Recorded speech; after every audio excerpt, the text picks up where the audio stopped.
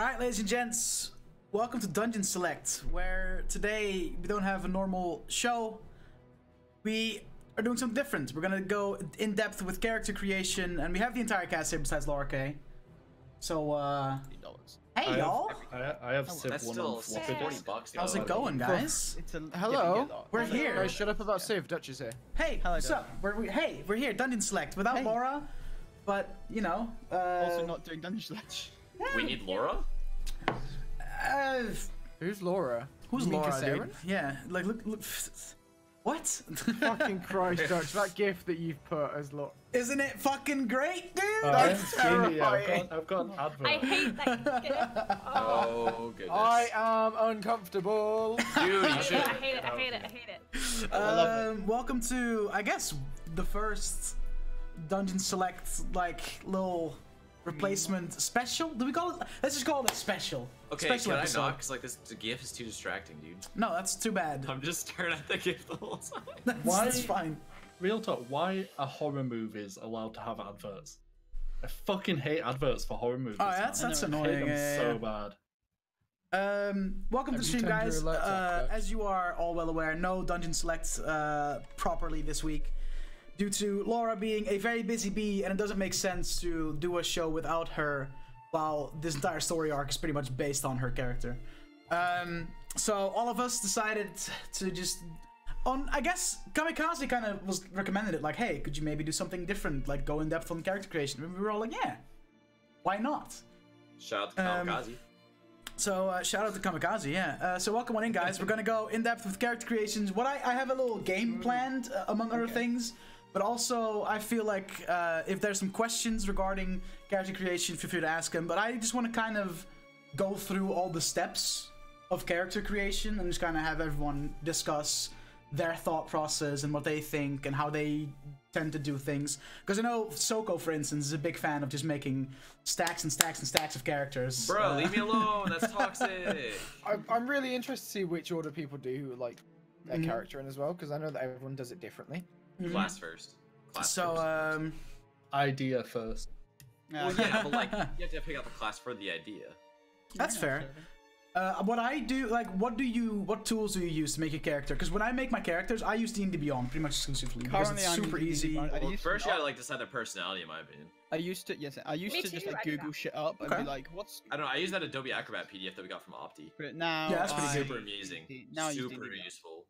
I One of the either reasons I use don't my... like D&D Beyond is because you have to buy fucking. Yeah, you don't get everything from scratch. So True. annoying if you want to use anything that's not base game.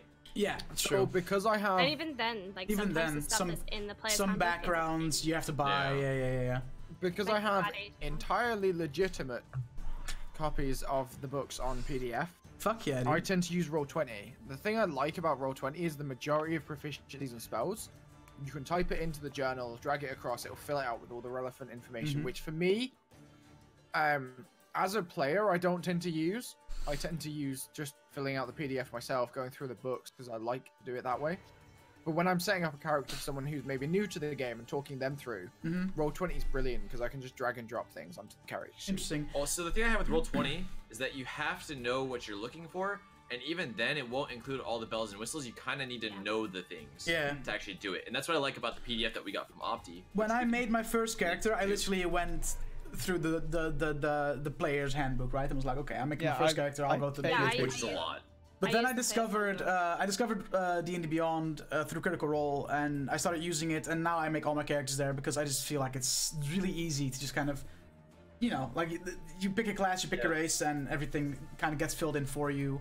It has it's a lit. nice like way of it. I like I using think- D&D Beyond to create like an original character and like I flesh it out later on in like a PDF. Yeah, exactly. Like I use this like I want ideas. Cool. That's the math like bit Yeah, done. yeah, That's yeah. that. I get my basics now. I can like look shit up properly. Yeah, and, like, yeah, know yeah. Exactly what I want. I think when it comes to character creation, there's like three very like big categories that you kind of have to think about, like which is race, class, personality. I think those three are like the three First three. big decisions you have to make.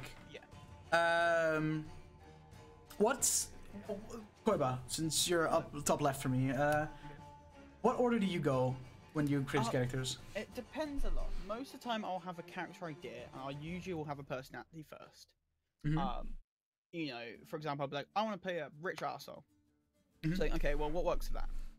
And then, like, I'm also weird because I like playing off-type a lot as well, just because it's fun to, like, not play the stupid barbarian, for example, to play, you know, you play the higher intensity. Throwing shade at your own character, bro? Okay, yeah. Okay. It's a highest intelligence in the party, fuck you. I think he's the highest intelligence of the party. Yeah, he does. Yeah, that's what he just said. Yeah. Straight up got the highest. Like, so I like playing shit like that, but then, like, there goes to a point where you can go so far with that, so I'm like, so then you play, like, right, you know, it's like playing a Warlock and not taking Eldritch Blast. There's a bit like, I don't want to take it because I don't want to be like, ooh, Warlock, but it's like, it's just too good a spell. Like, yeah, like it's a waste not to use it. It's like not taking really Fireball. Like, it's just so good. Yeah, I tend to, when the character I've made so far for like the character that I play regularly, so Paladil in Zealots and spell slots, and my Tortle Bard that I play in my like Dutch campaign, and the Paladin I played before that, before I got fucking sick of him. I always went for, I start with class. I'm like, what class would I want to play? That's what I start with. I'm like, okay, I have these classes that I've played. What is completely different? So that's a new experience for me, especially as a semi-new player, right? I'm like, okay, I have played Paladin, didn't like that much. I am playing a Bard currently, that's fun. I'm playing a Bloodhunter currently, that's fun. What can I play that is different than that? Like, what is like another completely different thing? So like last night, for example, I was talking to Koiba, because Koiba's doing a one-shot this week. And I was like, oh, I gotta create a character for that. And I was like, huh. Then I saw Artificer, and I was like, yeah, fuck it, I'll make an Artificer, because that's something I've not played before. Fucking completely different, sure. So I tend to pick a class first, and then I'm like, okay, what would make sense? Yeah. Like, what race do I want to play in combination with that? And then I'll go, okay, what personality does he have? I do personality last, typically, and I start with class, myself, personally. I think that I definitely fit somewhere between Koiba and Dutch. So for me, sometimes a character will just straight up be, yes, I have an idea in my head, this is the character I want to make, this is how I want to do it, and then I'll figure out, like, what class best fits the image of this character I have in my head. So, like, Tibbs is a good example in Sellouts, because Tibbs technically has points in Fighter.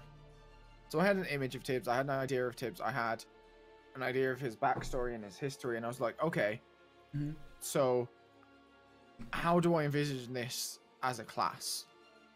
And that comes to Fighter. But then at the same time, if I don't have that immediate idea, I love to think, okay, so what's different? So for like playing a cleric in Dungeon Select, never played a cleric before. I normally go either barbarian, fighter, paladin. I'm very much a hit shit, kill shit sort of dude. So I was like, well, yeah, it'll be different. We'll see what happens and stuff like that. The next character I want to play is a warlock because I love the RP of a warlock, but I've never actually got around to playing one for more than maybe a session or two because I've always leaned more towards the hitty smashy. That's fair. I think that's also the cool thing about doing all these one-shots occasionally, where that's like literally your testing grounds. Like, okay, in these campaigns I play this character.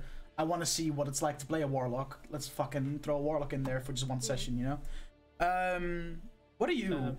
when you created Trimaris, Hanzo, we've briefly gone over this for Dungeon Select, but like, not just Trimaris, but in general, what do you start with when you're looking for a character? Before I go on to that, can I show you guys something? Oh, sure. I haven't show off yet, and it seems fitting since we're, you know, not doing a proper session. Okay. So I've also got the 5th edition handbook and General's handbook, but that's the boring stuff. Oh, this entire stack is 1st edition Dungeons and Dragons books. Oh my god. That's nutty, amazing. dude. They smell mustier than a teenager's underwear. I can copies smell them from here. Of the rule books. Why did you have to use that? Expert Why? rule book. Why? Yeah. That was actually, totally unnecessary. A 3rd copy of the What? Oh my god. Those must Dungeon go Master's for, Companion. like, if they're in good Weird condition, flex, those must but go for a okay. pretty penny, I feel like. And then I've just got an absolute ton of, like, adventure modules. That's I crazy. would genuinely be looking at how much they're worth. Yeah, I feel like if they're in Because good condition, I have some. I cleared out an attic with a friend of mine when he moved into somewhere like 2 years ago, and I have some sealed, certified Planet of the Apes comic, and they're worth That's a like comic? if you, was a comic, and if you like get them certified and stuff, they're worth a lot of money. So yeah, I feel like those could be worth a pretty penny if they're in like good condition. That's nuts. Koiba, if you want to run first edition D&D, you know, let me know. Where can we, though? dwarf was a class, not a race. Yeah. Yeah. And it gained XP slower than any other. Was it? Isn't that the one Wasn't where wasn't Brothers wasn't Green, Elf though? also I mean, class? he grows at half the size. But yeah, Hanzo, Yeah, when you create your character, what do you start with when it comes to like class, race, personality? What do you? So generally, what I do is sometimes I'll get just inspiration from elsewhere and see if I can sort of recreate it in D&D. Like for example, I once ran a what's the crow-like race called? Kenku? Kenku. I once ran a Kenku, and it was like a divination mage. Oh god. So it focused on, you know, like fortune telling and manipulating fates and stuff like that. That's sick. And it was based off of the Lord of Change from Warhammer, which is a giant bird that holds a staff that tells people the future and manipulates fate. Huh. So I just sort of like made it That's into actually pretty a sick. That's sick. D&D character. Like I found a way to do it. But other times, like with Dramaris, what I do is I just sort of browse through classes, you know, just like aimlessly until I get like a character idea. You know, I don't just like look at the class and go, oh, that sounds cool. It's always like, you know, can I come up with a sort of interesting character from this? You know, like one time when I was playing the campaign, I found that there was an archetype for the mages that threw tarot cards as weapons. What? I was Like Gambit, dude. Fucking I was like, Gambit, dude, yeah. Fucking Gambit, bro. So- Fuck so- yeah, we're doing so that. I made a character who was like, they were like a traveling fortune teller who used their tarot cards as weapons. You know what I mean? Sick. So like it fell into an actual sort of character logically. That's sick. And that's all what happened with Tramaris is I found the Divine Soul Sorcerer. You know, it's like it's a holy, it's like a holy caster, like it uses divine magic, but isn't a frontline warrior. It's almost like a priest. Yeah. Wears robes, you know, instead of actual Yeah. armor, it carries a staff. And I was like, how can I sort of make this into a cool, you know, character? Nice. And then just try To be everything fair, else into place. So like kind of like you said, draw inspiration from. When I made Peldil, I was looking into the Blood Hunter class and I was like, oh, that's sick. And then I saw a lot of comparisons to The Witcher in that like front, of how like there's an archetype for Blood Hunter that makes like mutagens to like fucking that kind of mutates you in a way where you gain an advantage on something, but you also lose something in return for that. And that struck me like really got me inspired to just kind of make a Witcher type character in that in Gypsy's campaign. That's kind of how Peldil got born. I again started with the class, but then I was like, I'm gonna make a fucking Witcher out of this guy. Also, you know, in my in the books, one of my favorite things in them, which I still refer to sometimes when I'm DMing campaigns, is in the Gems Guidebook like 2. There are rules for kingdom building and siege warfare. No. That's And like, sick. Yeah, there's that's not sick. many rules out there for like D&D sort of kingdom building. Like, No. there's a very rare, you know, sort of thing. There's like Mhm. one module for Pathfinder that focuses on it, and like that's about it. Super useful. Yeah. Next D&D character's gonna carry around a full trebuchet with Yeah, him. Let's dude. go, Yeah. boys. And just ride around in a fucking siege weapon, just. Belle. Yeah. What was the order you picked when you made Actanis? What did you go for first? Like personality, class, or race? I always think that I started with a personality, but when I reflect properly, I kind of did everything at once simultaneously. Okay. I've been a creative writer since I can remember. So like character creation has been something I've done for a long time, but I had like guidelines to do things now with D&D. So I had a personality as I was like that developed in my head as I flipped through the book, and I found a tiefling and I was like, that's perfect, and then I kept flipping and I found barbarian and the gladiator background, and it all just kind of like happened all at once just as I was flipping through the book. Mm-hmm. And I've kind of done that every single time. Okay, fair. So I don't really have a set order. It all happens at once, as long as it works together for everything. That's interesting. I feel like that's something not a whole lot of people do. Yeah. Interesting. Was that everyone? Wait, Soko, did you? Soko. No, I mean. All right. Yeah. What is your typical like order? So it depends, cause like I've done every single one of these, but I've also some of the weirdest ones that characters I made haven't used them yet, obviously. But I mean, you make a character every other day. I have like. I want to go count now, but I think I have like 50 plus different character ideas on lock. That's nuts, with like dude. Little tiny backstories written for them, not a ton, That's not fleshed out, but like to give me an idea of this is what I was thinking with this character. I'll pull them later on. Gotcha. But like this one that I found the other day, I was reading into some different races and I found the changeling. Because me and Dutch been talking on stream about it. I was like, ooh, changelings are sick, I could make a fucking changeling bard that changes into a different musician in every performance. So because he doesn't never wants to be famous, but he wants to share his music around. And I was just like, I never thought of this before, but then when I found that race, it's like, oh, dude, I could fucking make some sick shit out of this. I do gotta say, because out of all these people here, I have most experience playing D&D with you, Soko. Yeah. And all your characters that I've seen so far have like a lot of similarities, dude. Like they're always like this, like the first two did. Like Ash, no, but I feel like Ash, Throom, and Sora are all like to fight, like to piss people off, like to steal, like to rob. So like, and I feel like Naronk is the only one that is a little bit less of a dickhead and a little more of a, at the moment, a charmer so far. At the moment, like, so I wonder if Kissarum would agree with that situation. I mean, she's not here, so she has no opinion. She has to say. No, so like with Sora, I just kind of took him into a different way that I thought I should have, and I kind of got stuck in that route. So I was a little mad about that. Ash was just a pompous asshole who thought he had the world in his hands because it's pretty fucking powerful. Like, I mean, that's one thing that I'll always like praise you for in that sense is that you've played him really well to the end, man. Like he didn't have to die, but because he was such a pompous prick, he's a pompous asshole. He's gonna fucking fight his like, if he would have just backed down and been like, all right, dude, you got me. I got this. No, but if you would have been like, hey man, you got me, ooh, you would not have died. But yeah, you played him out till the end, man. Like you. And then like, with Naronk, I was like, okay, gunslinger. If I saw a gunslinger in like Dutch's world that he's built, because I know a bit more than most, because I've played in 2 different campaigns with him. Yeah. One running in Segalia and then Dungeons & the Expanse.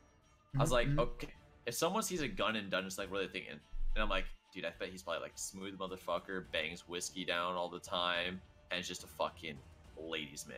And plus you've had a little bit. Plus the only like experience you've had with gunslingers in my campaign so far at that point was Elevantir, right? And he is that like image, smooth, like, not quite ladies' man, but I was like, suave. I'd be a ladies' man if I was a gunslinger. You know what I'm saying?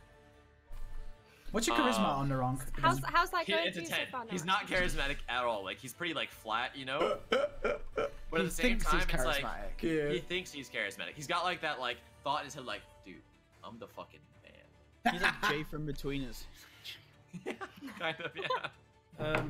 One thing that I think like sort of separates me from like a lot of D&D players is that when I get one of these like ideas in my head of like character, is I will do everything, even if it's totally not optimal whatsoever, to fit that. Like when I'm building my characters and stuff like that, I'll go for what fits the character, even if it's a terrible idea, even if it makes no sense from a stats standpoint. If it fits the character, I'm doing it. And the classic example I give, which we've talked before about on Dungeon Discourse, is when I made my cowardly sorcerer. He held 2 tower shields because he's a coward and he wanted to hide behind them. But to be able to cast with something in both hands, you have to take a feat called Warcaster. But there is no advantage to holding 2 shields. It literally gives no stat bonus. No, there's nothing. I took a feat that did nothing for my character, just for roleplay. Because it fit his character. Yeah, that's dedication, dude. That's dedication for sure. Actually awesome. So yeah, that's the whole where do you start with making a character? A big thing, of course, when making a character, once you've determined, okay, I'm gonna play this race, this class, is abilities, like your ability scores. There's a couple of ways that you can do this. Like for this campaign, we went with standard array. You know, just hey, here's your 15, 14, 13, 12, 10, 8. Yeah. And assign them to skills, and you can be like, okay, well, I'm a sorcerer, so I need this skill, so I'm gonna make that good, and I don't need that. You can roll for stats. You know, like Critical Role does. Yeah, I think that's what they do. Yeah. Yeah, they roll. I think 460 or 446. Remove the lowest. Take the bottom one off. Yeah. So you can start out with an 18 stat plus your racial bonuses, which is fucking nuts. Yeah, that is pretty nuts. And then there's point buy, where you can just be like, which is standard array, but you can change it around. Yeah, you can switch it out like, a little bit. Make a character like we use that in Gypsy's campaign. Yeah, Gypsy What do campaign, you like? What do you prefer?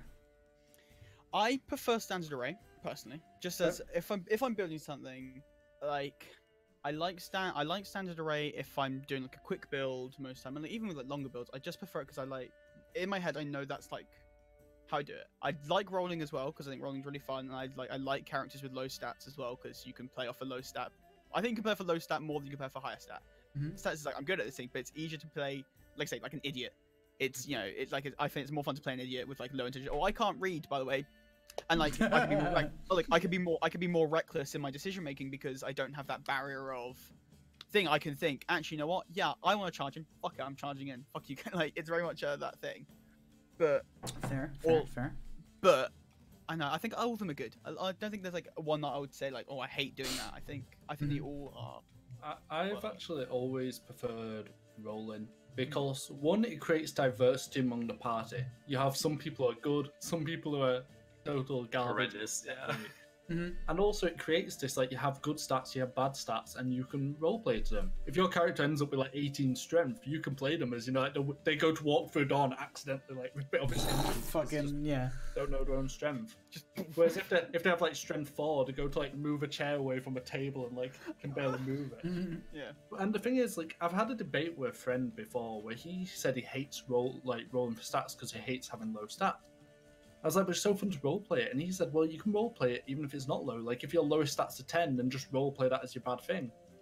But the argument I made is, like, you can't really roleplay it as a bad trait of your character if you pass every roll. You know what I mean? Like, you can't say, like, your character's a moron if every time he does a knowledge check, he succeeds and, like, spouts a bunch of knowledge. Like, I mean, it just doesn't work. Could be Nicole with the highest strength and lose arm wrestles.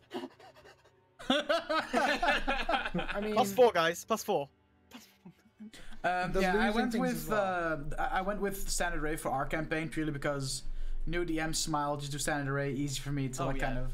But I think if we end up, you know, however much time from now doing a second campaign, like I'll probably go with rolling for stats for like the next time we set something up like this. Definitely, because I think that's. It's like, I think it was a fundamental disconnect between me and this friend as well, because I said I loved the idea of like having, you know, one person with real high stats, the others with lower stats and stuff, because then you could like turn it into the group dynamic. Like if one person has incredible stats, it could be like he's a knight and you're his like retainers. You know what I mean? Like have an actual sort of party dynamic. And he was like, oh, the room in his entourage. Okay. I think the one problem we have though, but he hated that idea. Like he didn't want to be sort of subservient. I think that's the thing that really. Hanzo tried to mute and disconnected. Welcome back, Hanzo. I think my thing as well is it definitely leans into experience, in my opinion. So, people who are new or writing up their first characters or their first couple of characters, you see your character as a hero in some way. Even if they're an anti-hero, they're still a hero, and you want them to be good at things. You want to have good stats. You want to succeed. It's when you get that experience in playing that you come to the realization that you don't have to be good at everything. You don't have to have high stats. You can still make a great character that's piss poor at everything. Yeah, definitely. For sellouts, same as Dutch. I had people do standard array just because easier. It makes the party balanced. You actually did point buy. Point buy, standard array. They're basically minor differences. Yeah, I think what point buy allows you to do that standard array doesn't is if you really want to over accentuate certain skills. So like take through for example, I built him with point buy. in Gypsy campaign. I have 216 stats, which is pretty normal for anyone that optimizes a character in just even with standard array. You can get us 216 stats to start off. Yeah. But then I wanted to up my constitution as well in that campaign because me and Heldiel are the main tankers. And as a monk, you don't really tank as a monk. Lol. Not early level. Late level, you get just fuck late level. I AC can. and shit. I mean, late level is a monk. Late level, you go like that. You wax on, wax off, and you. Yeah, late level monk, you are a mitigation tank. Yeah, but so I wanted a little bit more con just to give me a just that little health boost because eventually that's 20 health hit points at the end of the game. Yeah. Right. So I mean. That's the only reason I really see a point by being a bigger thing, but that means you also have to take a bigger hit on some stats. So you might have to have a few lesser stats, like I think I have -8 strength and intelligence in that campaign. Yeah, which is, like, not -8, but having you have low 8. stats can Or be -1, fun if but you it's an actually 8 stat. roleplay. Yeah. Yeah. Which I do. I'm a big dum-dum that looks really strong but isn't. 400-pound Loxodon who can't even fucking break down a door. break down a wooden door because his strength is 8. That's the thing is like so many people see low stats as like a weakness when you should see them as like an opportunity. You see like they're an opportunity to sort of role play and have more fun because like a lot of fun comes from when shit doesn't go as planned or when people make dumb decisions. Like Ash Dying was sort of out of character, a dumb decision, but in character was one of the best moments of the whole. Definitely, I agree. I definitely think that is something that comes with experience. And Nicole's whole thing with him losing arm wrestles all the time. It's fucking hilarious. It really is. If things went as he planned, he'd like be really strong and win all of them, and it won't be anywhere near as I'm really strong. No one would want to arm wrestle. No, you could win more if you hadn't drank that strength potion. We just got the shit scared out of here. Hey, Papa Koiba. Seto Daddy. Seto Papa. Seto dude. Daddy. Fuck, what was I gonna say? Oh, that's hilarious. Nicole love does his dad. higher His dad's strength great. than Ictanus. Ictanus has more strength than Nicole. But Ictanus remembers that he can reckless attack everything. Yeah, this is and Nicole doesn't. That's one of the big So differences. my thing for Thomas also forgets to rage to the second attack, though. True. Listen, Too busy okay, attacking. that's only one attack. I that would like missed to with my rage. rage. It's fine. I have a little game set up. I'll wait till Koiba's back. Actually, hang on. We're gonna be playing a little game throughout this like discussion. I'll just hit you with a little meme every once in a while. It's gonna be fun, and then Yay. So chat can Koiba- decide who wins. until I win. Koiba comes back. What I wanted to say is, Mhm. so for one shot, the thing that I do is I allow people to roll stats. However, if their stats are absolutely garbage, I give them the Bonkers. option to take standing. Mhm. Because for a one shot, I don't think that it matters too much if you have like some broken as fuck powerful characters. Mhm. And then, the player has the option to take standard if they don't want to play with shit rolls. As same as like a long campaign. I love rolling stats, but imagine if you have, there's a difference between having 1 or 2 bad stats and being able to play into that, and like having your character be bad at everything. If your character's bad at everything they do, for a lot of people, that's going to be very disheartening and very hard to play. What I think about that is like if you're a DM, right, and you have characters roll for stats, and someone rolls, let's say 12 and below on all their stats, I would maybe, as a DM, consider letting them bump up 1 or maybe 2 of those stats to like a 16, just to at least have like some decent stats to play through it. Yeah, or like if you have when I was rolling my character for Koiba's one shot, for example, I was rolling stats, and I'm playing an artificer, so I need my intelligence to be really high.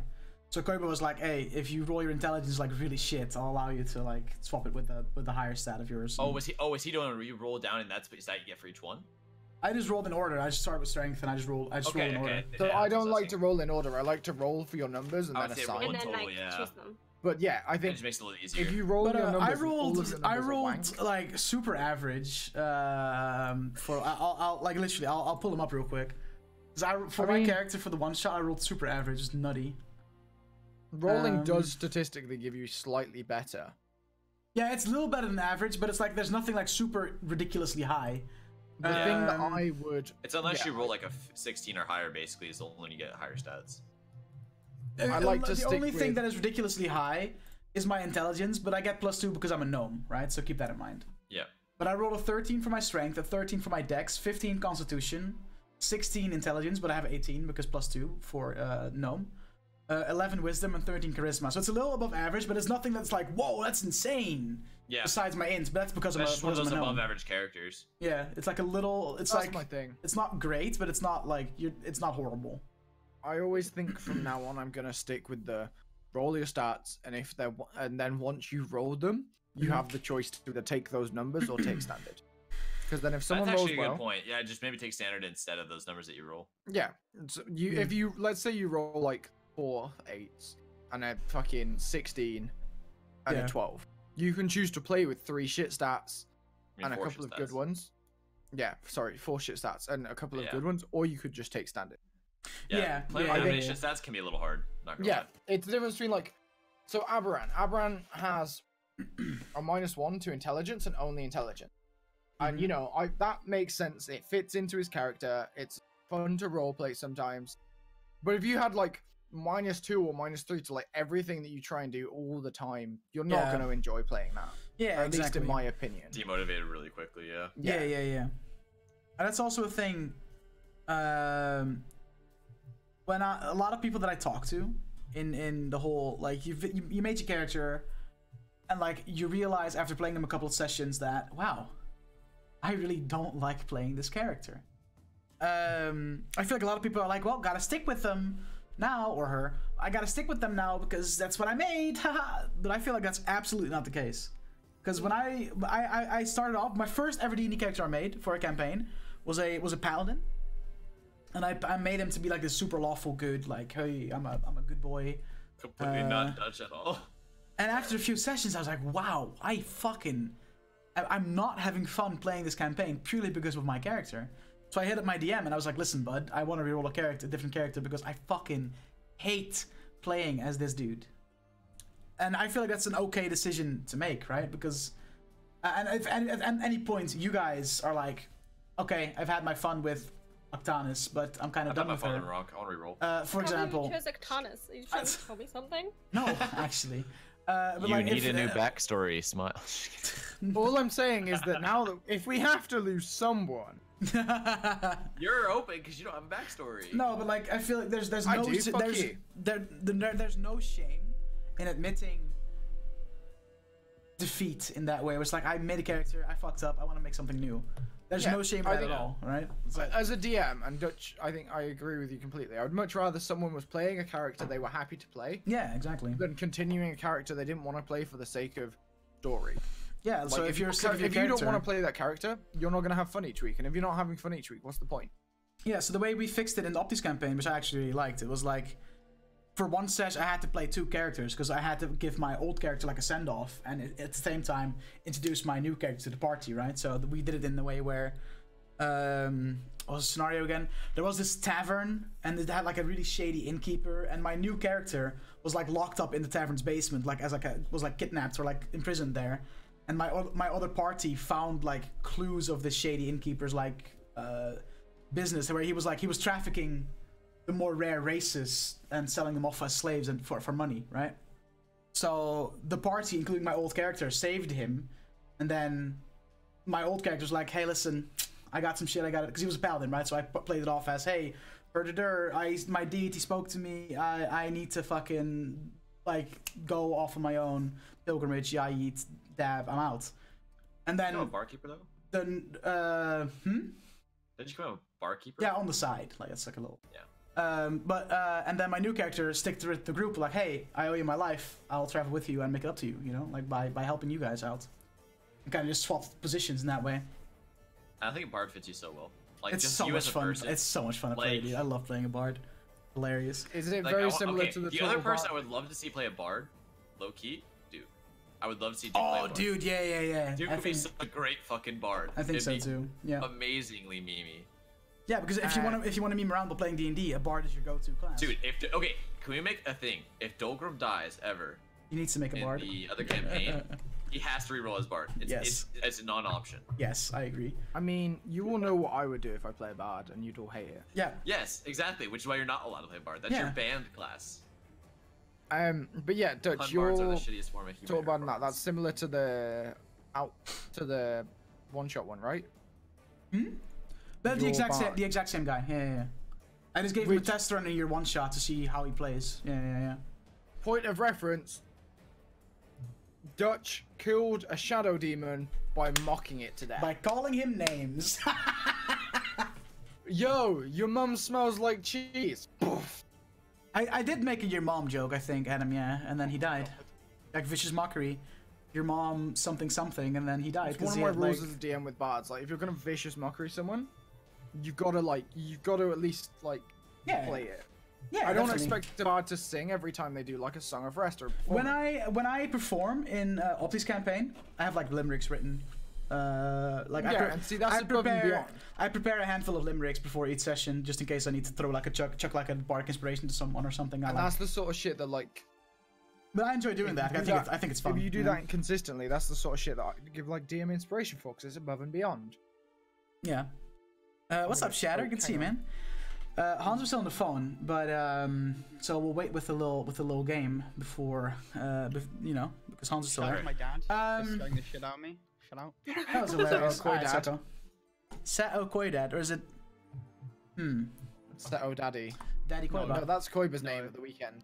Daddy No, Koiba. stop. You're talking about my father here. Stop it. Father. Father. I'm not yet a father, but your sister calls me daddy. Someone is blowing up my Discord DMs and it's triggering me It's that I me. can't open it. It's Laura. Being. It's Laura Why the being hell like, is my why is pic- this image here? Why is this? What's happening? I just put Phil means. Where did you find it? Well. Oh yeah, Laura is actually like it's Laura. I think That's we should hilarious. not say who it was and just wait for her to figure it out. Yeah, dude. So yeah, we've gone over abilities to race class. The next big thing that has a lot of depth is your background and your details and your description and first of all, backgrounds.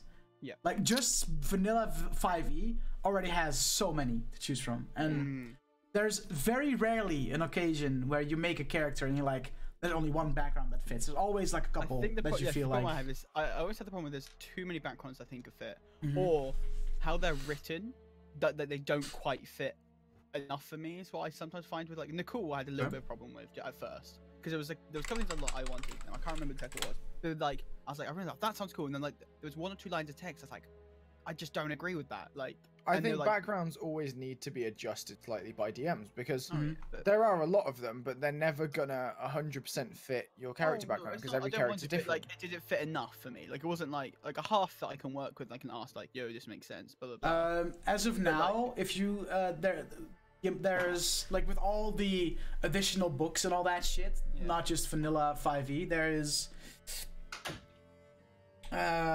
fucking there's so many, dude. There's 5, 6, 7, 8, 9, 10. Does anyone have a favorite background out of interest? 20, Yes. 21, 22. What's your Mercenary. favorite background? Absolutely love it. With all like the extra, not just It the gives you all default the extra source stuff. material. There's like at least 40 to 50 backgrounds. It's nuts. Like, it's I crazy. really, But I really absolutely love love. mercenary background. Like the stuff it gives you is just absolutely amazing.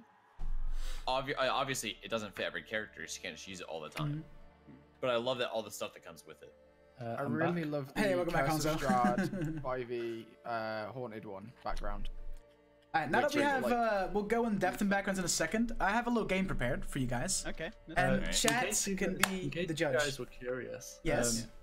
So, recently, someone like in my area, someone's cat got shot with a pellet gun. And Yeah, I, died. read, Yeah. I saw your tweets about that. Yeah. So basically, the reason I was speaking to police is because I had something sort of similar happen August last year, Yeah. where someone kept like over the course of days and days kept throwing things at my cat and chasing it back into my house, Mhm. Right. Yeah. like through the window. And one time I actually like saw him, like do it. So I rushed my shoes on, ran out, and but he ran away and stuff onto sort of like the rough estate of our town. I'm like, oh, of course he lives on the fucking rough estate. It finds fun throwing things at a cat. So yeah, I've told the police all about that just in case, because I remember what it looks like. It was through like a restaurant car park, so if they have any CCTV, of their car park, they might be able to, Yeah. check that. Yeah. And it's not a far stretch to imagine that if he enjoys throwing things at cats, he You might, might also enjoy shooting as them. well. Yeah. A far stretch of the Yeah, imagination. people are cunts, dude. Yep. Yeah. I have a game prepared. I have Yay. written down here a couple of character descriptions. And I want you guys to think of names for said characters. And we're gonna have Ah. the combination of myself and chat decide who thinks of the best names. Best I I win. love doing names. So Let me this get- is your okay, first. Let me get a pad of paper real quick. Hang on. Okay. I don't Okay. do this. Is it just the first thing that comes to head? Name is always the hard part of my characters, dude. I Hey, man. love making names apart from for my own character. I'm not good at them for my own. So but I'm great. I have a few, and we're gonna just periodically throughout today's stream, we're gonna just do a couple. Just call all of them Bob.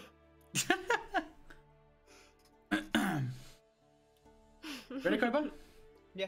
Okay. I couldn't find my. The first description: a male half-elf rogue born in a swamp and likes to travel everywhere with a special dagger made from a tree branch. Brad. Male half elf. Male Brad. half-elf Wow. Brad. A male half-elf rogue born in a swamp likes to travel everywhere with a special dagger made from a tree branch. It's a lot. First and last name. Oh, first Oh. and last. name. Yeah, dude. Come on now. Ah. Brad Bradson. No. Brad. Look at Alright, I those. got it. Look at those I got stonk one. machines, dude. I'm ready, dude. Call them out, bro. Call them out. Slippy Turnrook. Slippy Turnrook. Turnrook. Yep. R-O-O-K. Okay. I can Okay. type it in chat Okay. if you want. Here. Sure. Shady I have one. backstab. Shady backstab, dude. Gypsy? Shady backstab. It's a lot Marsh Strider. Shit. I like Marsh Strider. That's clever. That's clever. Charles Bograth. Bog. Nice. Swamp. Okay. I see you. I see you. I thought you said Charles Bogrel for a second. I was like, Well- does he own a toilet paper factory? Bograth. Well. Oh. Joseph Sage. Okay. Hanzo. I'm ready, dude. Bob Swamp. What? It's a close one. I'm doubting between Koiba and Gypsy, to be honest, That was bad. because I appreciate the marsh or bog in the last name, which is Even throw a swamp. Star Fox reference in there. I know, right? I was like fucking Stippy.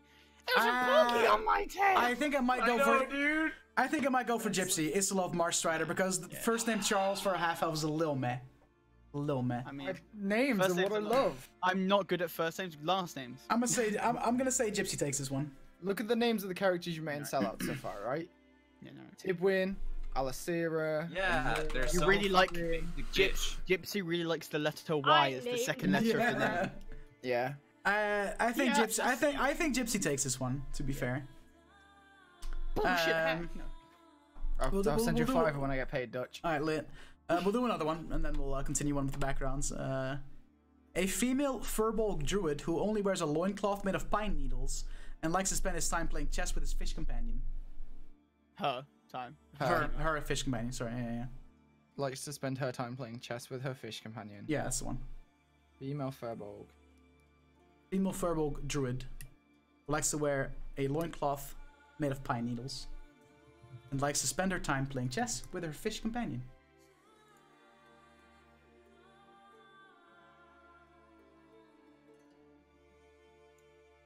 Those who Where use did you a say she was from? those who use a generator are disqualified, by the way. Where did you say she was from? I didn't.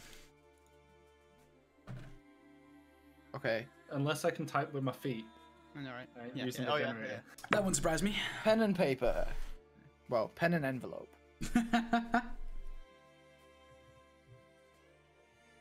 So a female Furbolg druid who wears a loincloth made of pine needles likes to spend her time playing chess with her fish companion. I have one. You guys ready? No. Dun dun dun dun dun Oh, dun okay. dun Okay. I'll do a more serious name this time. dun dun dun dun dun. You ready, Soko? I'll do a more serious name. Joe Dude, I Joseph. don't know, man. I don't do Furbolgs. Furbolg's like the one race that I'd never Yeah, play. Furbolgs so I it's like, struggle I've with. never made a character for. I'm just like, I don't know, dude. I've got a name. I don't think it works for All right, Koiba. Lassie actually knows what Freddy Fish is. Yeah, we had Freddy Fish over here. It's lit. Koiba. Yo, Isabella Pleasant. Isabella Pleasant. I don't know, is she? I know. Okay. Hanzo? I don't know, am I? Alright, I've forgotten. Esmeralda Woodscale. Ooh. Bell? Emerald Poi. Hey. Okay. Gypsy? Zeracell Throsan. Sorry, could you repeat that? You cut out. It has a Y. Zeracell Throsan. Soko? Oh, dude. I don't know, bro. Ferlina. I with a Y. You know you want- No, because then it's Iselina Cyracell. Porpoy. Sorry? Get fucked. Iselina Porpoy. Iselina I don't know, is Purple. she? Stop, Gypsy. You're not. It wasn't funny What the do you first mean? time. It's not funny the second It was. time. It definitely won't be a funny a third time. I mean, do you want to try it? What was your one Is again? he? What was your one again, Koiba?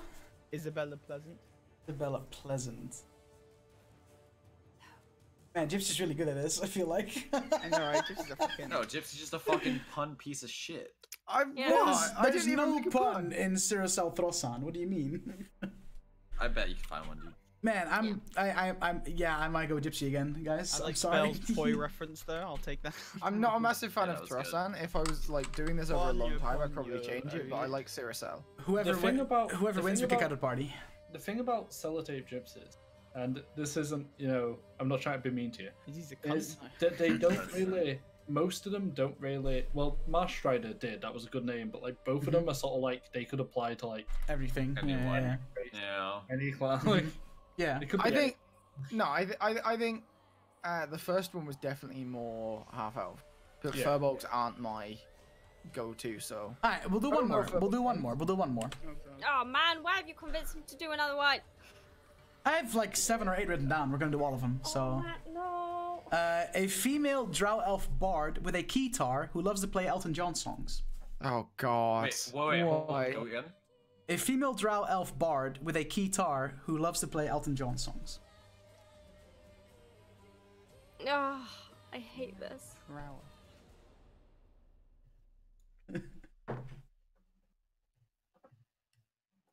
Something that Belle's not good at? Wow. Wow, dude. must be hard, Bell. Too bad you can't roll your way out of this one, huh, Belle? I can't do this off one. I have like, I come up with like 20 different versions before I decide on this. It takes me ages. Okay. And loads of I've got research. mine.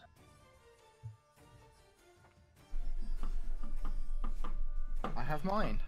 I don't. Yo, Damage, thanks for the 100 bits, bro. Appreciate you, man. Thank you so much. She's Drow, right? Drow, yes. Female Drow elf I bard. feel like I do much better at Elven or Drow Elf or Half I Elf. fucking drow names. I know drow names. Drow names are hard. I mean, Drow names are if you traditionally if you Elven. have a clever name to do with, you know, the description I give you, so having a keytar, loving to play Elton John songs, that'll get scory points. Like, that will score Oh, I points. definitely do. Mine's Elton bad. John. It's not gonna make it, but I like it because I get the joke in it. The problem is, Right. I want to make it a joke on Elton Johnson. The one that comes to mind is fucking Rocket Man. I'm like, Rocket Man! Rocket Man's not even his most popular one though. Exactly, that's what I'm saying. My name like couldn't be any more on the nose if it tried. Oh boy. Alright. You hitting me with it, Hanzo? Deseret Bowley. Jesus Christ. Gypsy?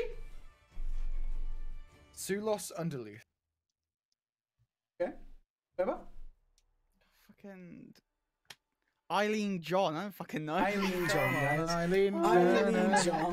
They always say come on Eileen. They never say where on Eileen. Oh, for fuck's sake. Belle? And you say that I make the bad joke. Don't know. Oh, I hate this. Okay, fine. Belle needs to upgrade that cheating subscription. Mm-hmm. Get a Bluetooth headset that just like I came people up voice with Genie into you. Dancer as a combination of Genie and Little Dancer. Dancer. And hold me closer, Tiny Dancer. Genie Dancer. Shoko? Asura Benny. and she goes around swearing that Benny and the Jets is written about her. Jesus Christ. I'd say Hansa takes this one. 100%. All right. For the memes. All right. To be continued. I have some more later on down the line. Oh I hate God. that fucking game. I hate this game. I'm bad at game. And I'm not joking. I hate this game. Really? I'm bad Come at game on. though. For a game is bad. I like it. I'm just bad at it, so I don't Yes. like it. Yeah. That's that why I makes hate sense. it. Yeah. I'm bad game. Cause I'm bad. I'm mad. Smile. Yeah. Mad cause bad. Mad Like, cause see, bad. Hashtag That's- mad cause bad. that happens to Soko quite a lot, I feel like. Yeah, wow, dude. Like Sekiro the other night, dude. Fucking hashtag mad cause bad. Did you get mad? So- yeah, They got bad. He always gets mad, dude.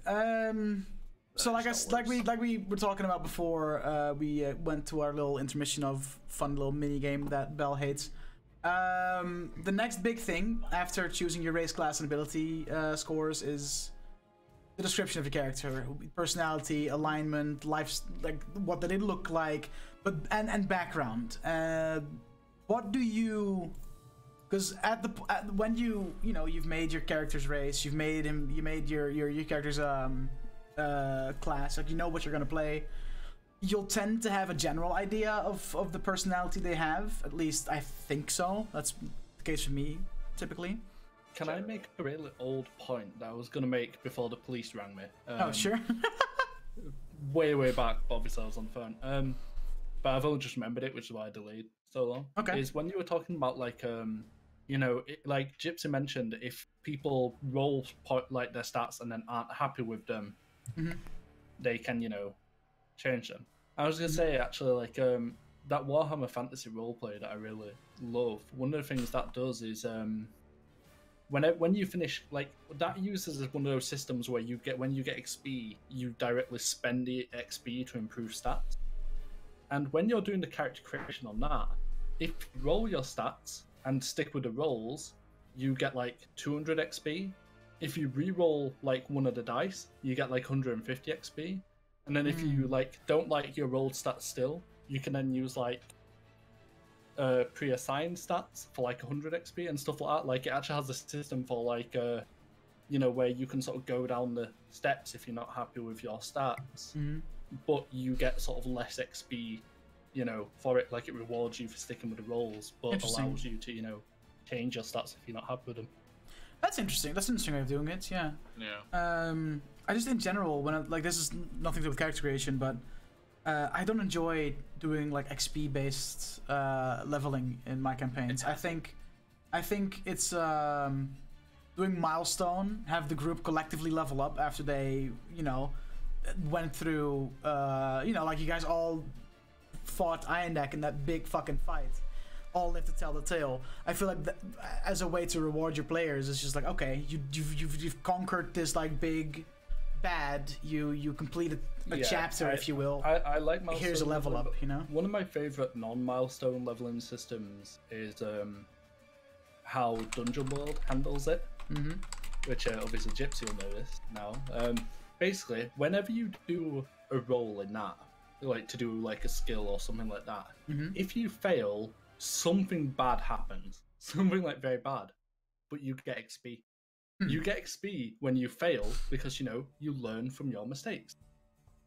But like you as a DM, you've got to sort of like you can't make the like if someone fails, you have to make it like consequential. Otherwise, people will just spam their skill checks all the time to get XP. You know what I mean? So you have to make them actually think like do I really need to use my skill here? Or like the example it gives in the rulebook is like if a player's in a dungeon and it's really dark and they can't see, they can be like, I have a light spell, I could cast light, but that's a roll. And if that roll goes badly, some shit's gonna happen. You know what I mean? There's gonna be like monsters, come attack them or something bad's gonna happen.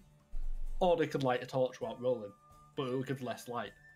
And it's like, well, I don't want to risk terrible stuff happening, so I'll go with the safe option of just lighting a torch. You know what I mean? Like, it sort of like forces players into making actual decisions on when to use their skills or not. That's interesting. But I like the idea of giving XP for fucking up. You know what I mean? Like learning from your mishap. Yeah, definitely.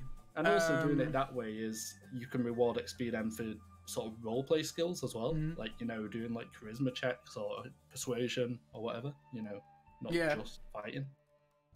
Yeah, like I said, like the campaign I do with Optidude is XP based, and I don't hate it, but I don't know. I feel like doing a milestone is more my cup of tea, especially as a DM. I just enjoy it. I do agree. I prefer milestones, but I just one of the things I feel about XP as a leveling system is one of the reasons I feel D&D players traditionally hate it so much. It's because the way D&D handles XP leveling is fucking atrocious. You only get XP from fight. Yeah, it's like so it just encourages campaigns to be like combat heavy.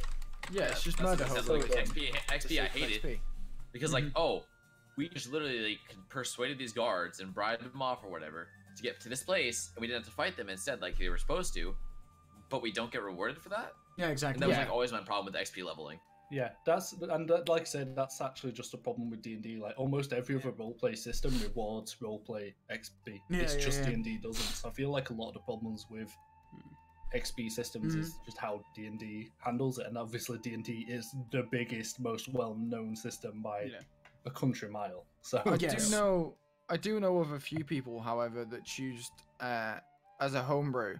If you diffuse a situation where you should have fought it or probably would have fought it and then don't through charisma, bribery, some other means, you gain XP equal to if you'd won the fight. Because while you haven't entered combat, you've still resolved that conflict combat encounter. So therefore you should earn the XP relative for that. Yeah. I just enjoy doing it milestone all the way and just be like, hey, you as a group go through this experience, this, 4, 5, 6 session long arc. Have a level up as a reward for completing that and defeating this big bad, saving these NPCs or whatever the fuck it is you do. I think that's, especially in our setting where we also stream it, I feel like it's just a more immersive way of you go through an adventure together, you fight bad guys, and doing so kind of you discover some inner strength or powers that you may not have been aware that were there, and they come out because you're forced to kind of get into those situations where you're gonna have to survive, it's a lot more immersive than being at the end of the session being like, okay guys, let's tally up our XP, it's well, that's a great feeling. What do you mean? Piss off. Absolutely not. So yeah, to go back into character creation, backgrounds, and I'm curious to see how you guys, because what I do is like, okay, I have this character, like I roughly know what kind of personality he has, like very roughly. I typically I don't read all the descriptions of the backgrounds. I'm just like, hey, that one sounds like it could fit, and then I open them up, right? It's like, hey, I play a bard. Maybe the actor background would be a good one, or maybe the. I think there is a way. I think you can sort them on what like perks they give you. In some. I think you could. I don't think I would have them. But know, like, how do you guys like approach your whole background selection? Mine is the same as everything. Find which one sort of fits me, and then the perks come afterwards. You know what I mean? Like if my character lived in a fucking cave in the middle of nowhere, hermit. I'm going hermit. You know what I mean? Yeah, like, caveman nowhere, noble. No. It doesn't matter to me what the benefits are. They're like an afterthought. They're a bonus. What matters is how fitting it is for the character I have made. Yeah, I agree with Hanzo. I definitely think that your character background should come from your character backstory, and then any relevant bonuses they get from that are part of that backstory that you work in, rather than taking it for the bonuses. I think either it should come from the backstory or help promote your own backstory, in the sense of, like, if you don't know, if you got like a rough disc, like I get with some characters I have played it safe, like I've been like, oh, this guy's a rich person, noble, like it's gonna be, like it's regardless of what the character might be. To me, I was like, well, I know he's a bit of an arsehole, right? This makes sense in my head, but with like a cool, he very much for Outlander. I was thinking, right, I've got a rough idea for our backstory, and like that kind of makes sense. Like I like the idea of like a survivalist type guy who's just kind of like, you know, fucking Bear Grylls type, like, look at that berry. There's a dead snake. I skinned it and made a, you know, that's my dinner. And shit like that, like fucking drink my own piss. No, not quite that. But Drink like, my own piss, mate. in the desert. But like, I just with backgrounds, it very much is the character. It's very much a hey, this makes sense, and this it's what I can roleplay off. Is what I look for. Is what can I make sense in either roleplay sense or like just like hey, this I can use this for my character. Yeah, for instance, my bard, I think it's the performer background that makes it so that if you promise to like perform in taverns, you get like free food and bedding, right? Like I picked that for my bard, but every time we go to an inn, my DM is like, if you want to stay here for free, you're gonna have to perform every night. And sometimes I'm just like, can't be bothered, I'll pay him. But sometimes, yeah, I'm gonna have to pull a performance out of my ass to come because that's the background I chose, you know. But I also feel like some backgrounds like have a very big impact on how you have to roleplay your character, and then there's some that are like, why do these exist? Because they don't really, you know. In case you're curious, by the way, the way the first edition book recommends to do your stats is just roll 3d6 6 times, and to go with those numbers. Oh wow, that's wild.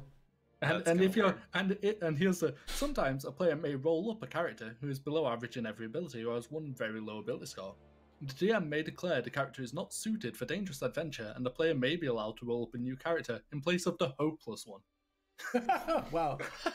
Basically, you to shit on your own other character that you made. Making a character who's like has their name and it's the like title is the hopeless one. Cyrus for the hopeless one. Like Cyrus not the is the brave. hopeless one. What background did you go with for Octanus, Belle? She has the entertainer variant gladiator background. Oh yeah, that's right. Yeah. Which yeah. makes so much sense. Yeah, which is because that's literally what Octanus is. Hey cat! Since when do you have a cat? What the fuck? I mean, until I Milo have eats it. 2. Oh, This that's is my wild. sister's cat. I have a black cat. So yeah, Nicole's Outlander. Can you cut? You know, Chimeris's Hermits, right? Yeah. What's Narok again? Narok, I made a custom one for because nothing really fit what I felt, and they have a way of making that in the player's handbook. I forget which page it's on. But I believe chose Tramaris the is an outsider. Outsider. order Okay. of the obscure role because Narok's been in the Order of the Obscure for a long time.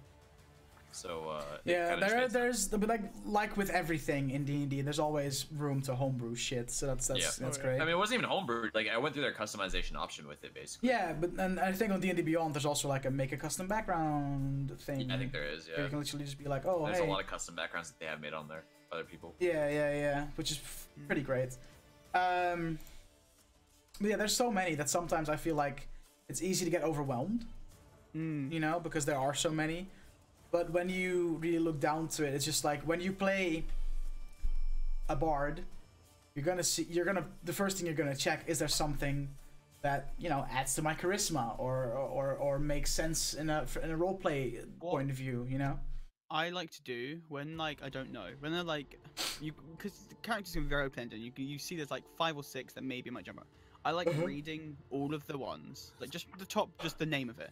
So like folk hero, charlatan, you know, criminal, and I go That's right.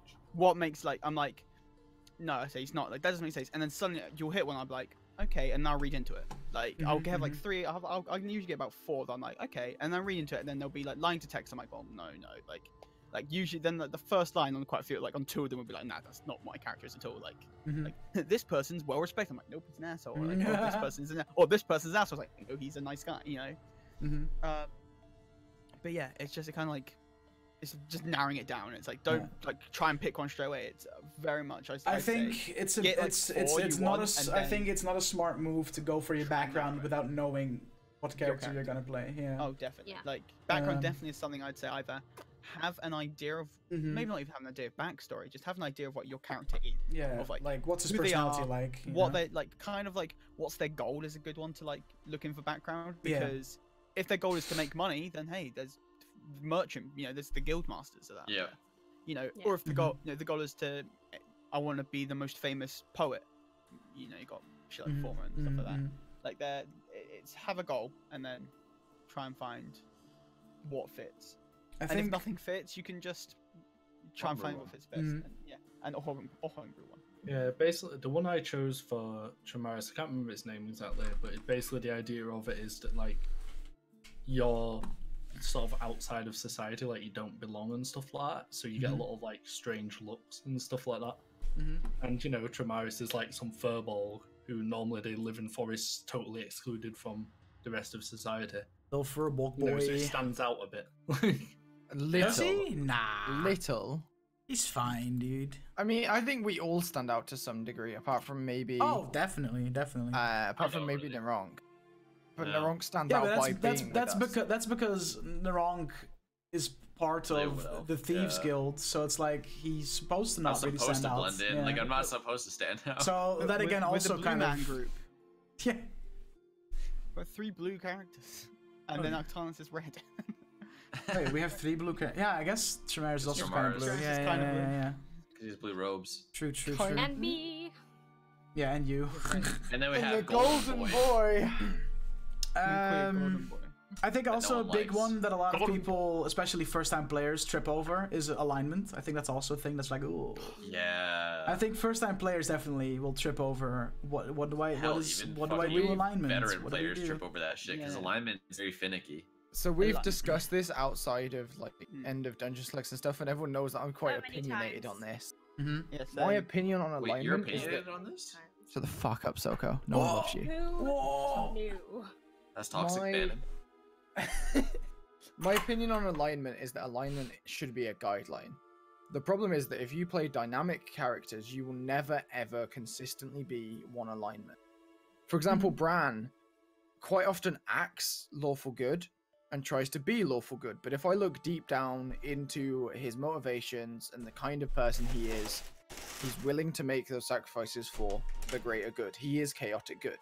He's willing to bend or break laws I said for it's more what he neutral deems to good. be. See, that's the problem. Because he's not purposely he's not purposely looking for chaotic ways to do it. Mm-hmm. The problem That's is, just the is only that way he sees. the problem is that like if you're like meant to be sort of role playing a person, right? Real people don't neatly fit into boxes. You know what I No. mean? There's not. This Everyone is varies. this is one of the problems with those bullshit Myers-Briggs personality types, right? Yes. You can't fit all of humanity into 9 nice, neat little squares. Not only right? that, Hashtag just I'm a doesn't- commander. It just doesn't No fucking one work. cares. I'm an adventurer. And that's why like you know alignments are so fucking finicky. You know what I mean? It's like Tramaris at the moment, like you know at the moment, or like you know when he was- Chaotic evil Tramaris. it's that he was sort of fundamentally a good person, but he had a lot of sort of deep-rooted, you know, anger and you know sort of issues. You know what I mean? Which made him like lash out and stuff. You know.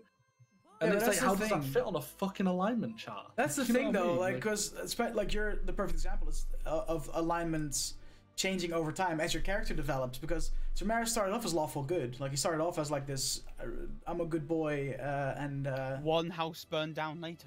then but then he saw one of his friends get fucking murdered in front of him, and he decided to go to slightly more dark places to see if he could get power, but for good intentions, which shifted his alignment to chaotic good. Like With he wants to do good, but he's not necessarily going the right way about trying to do these good things. You know? I do think, in my opinion, good, neutral, evil tend to be like they will fluctuate somewhat, but they tend to be more fixed, and that tends to be a slower change over time. Yeah. But with neutral, lawful, chaotic, I feel like that is much more of a varied scale where characters will fluctuate to and from.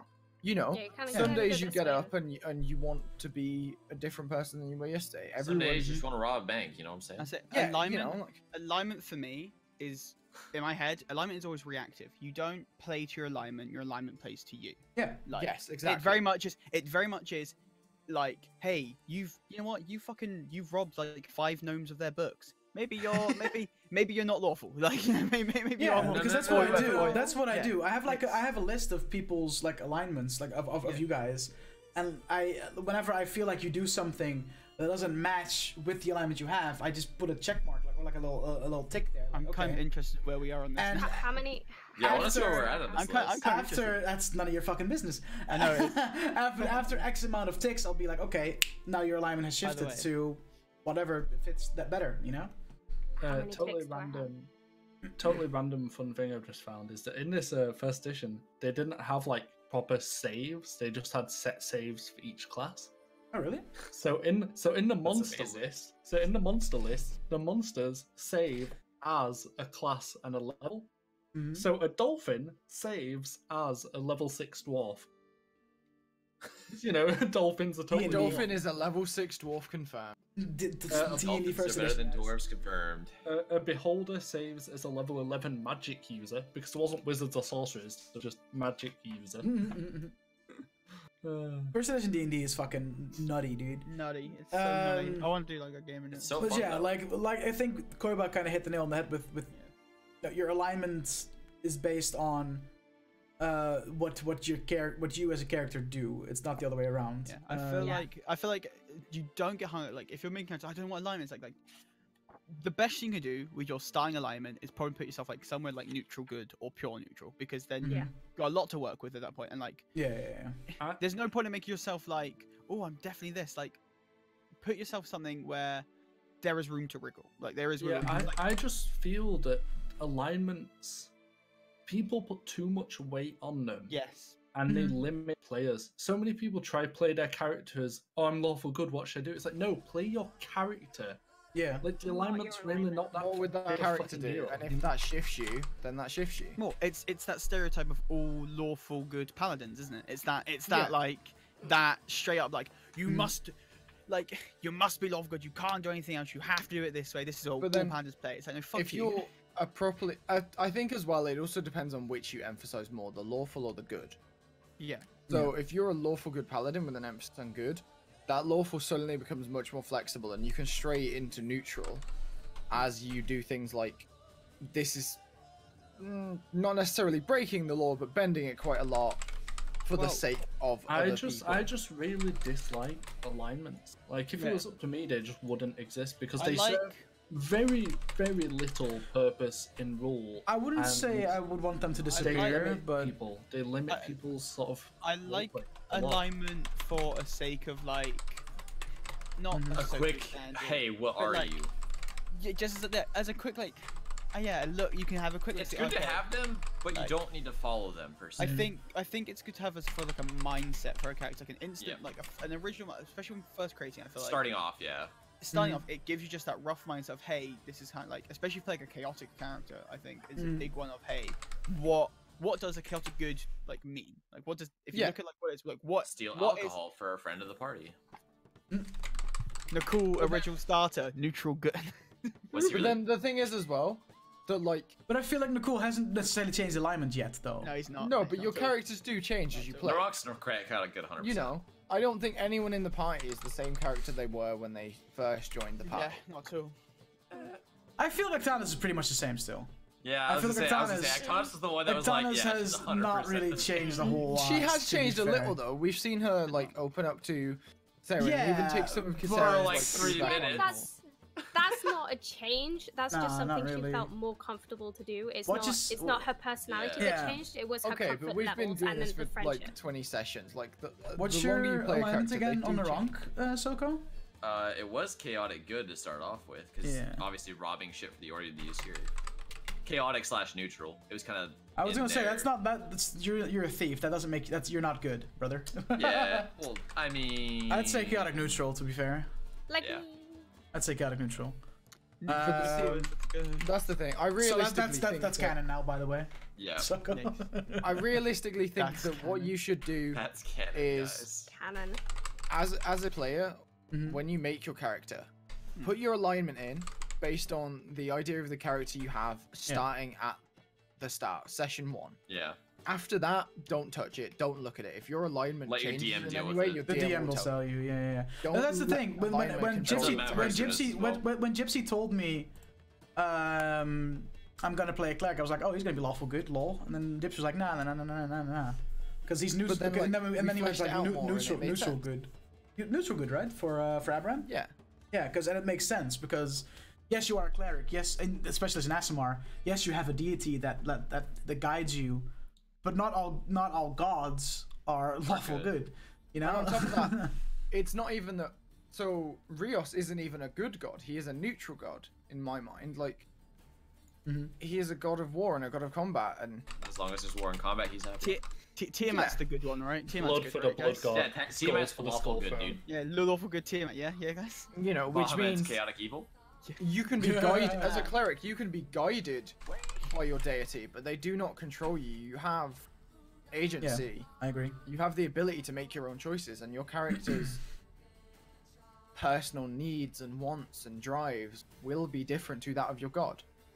Yes, Bran wants to serve Rios and honor Rios through combat, but he also has his own personal aspirations and drives and things he wants to do and things he feels guilty about and stuff like that your god can't control. And you know, that's how you get good RP and good conflict, when you suddenly have this divergence of my god wants me to do this, or my god says I should do this, but I want to do this, or I think I should do this. The same as, you know, warlocks. Do you know another problem with alignment that's just sprung to my mind?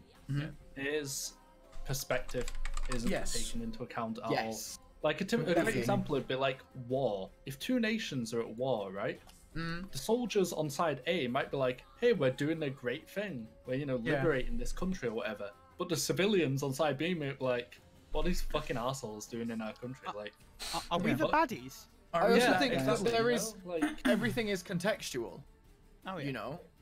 Hashtag like how context would matters. how would they fit into like an alignment chart? You know what I mean? know. They think they're doing something that's really good, but like a lot of other people would think they're doing something really evil. You know what I mean? Like where would they fit? I personally believe that alignment should be written from character perspective.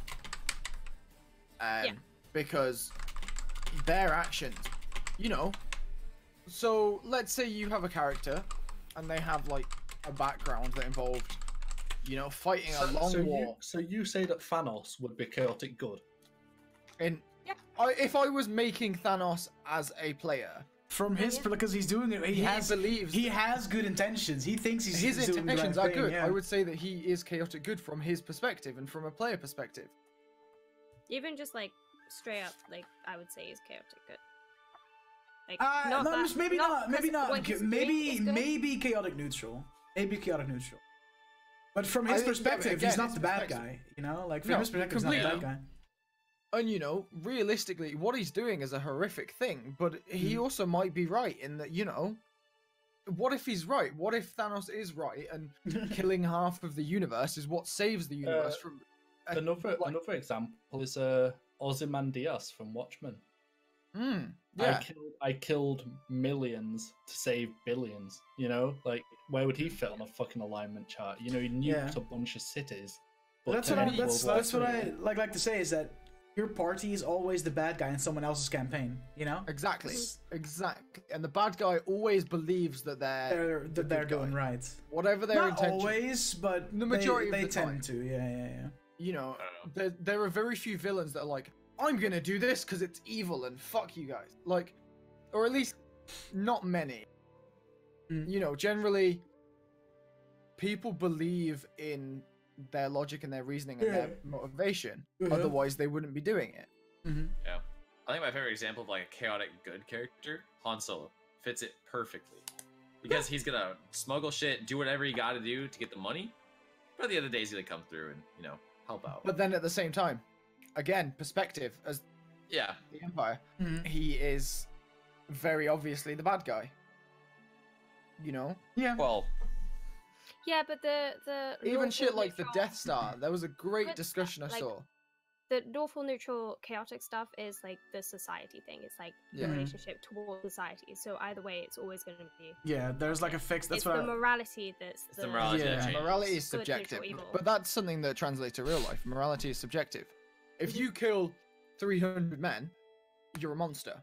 If you kill 300 men in war protecting people, you're a hero. What Exactly. about if someone obeyed their sort of God's law to a T, but those laws were in total contrast to society's laws? Well, then I would say they're Would they lawful be because they're chaotic? following a code. They're following. They might not be following societal code, but they are following a code. Yeah, they could. That could make mantra. them like if you're like following Warlock, for example. Their patrons tend to not have great intentions most of the times. Tremaris. But if you're still following, I told mine to fuck off. yeah. But if you're still like if you're following them and like, hey, do this for me, you could still be lawful, but you will definitely not be lawful good. You'll definitely be lawful neutral, hanging towards lawful evil, depending on how good you know what your god's intentions are.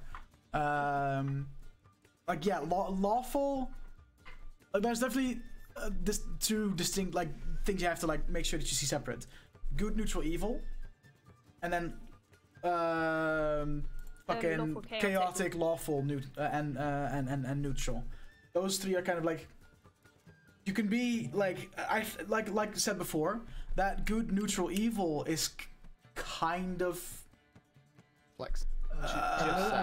set in stone for the most part, because there's not a whole lot that changes that. But the way you do though, try to get those things done, whether you do that through lawful means or a little bit of both, or chaotic, that fluctuates a lot more.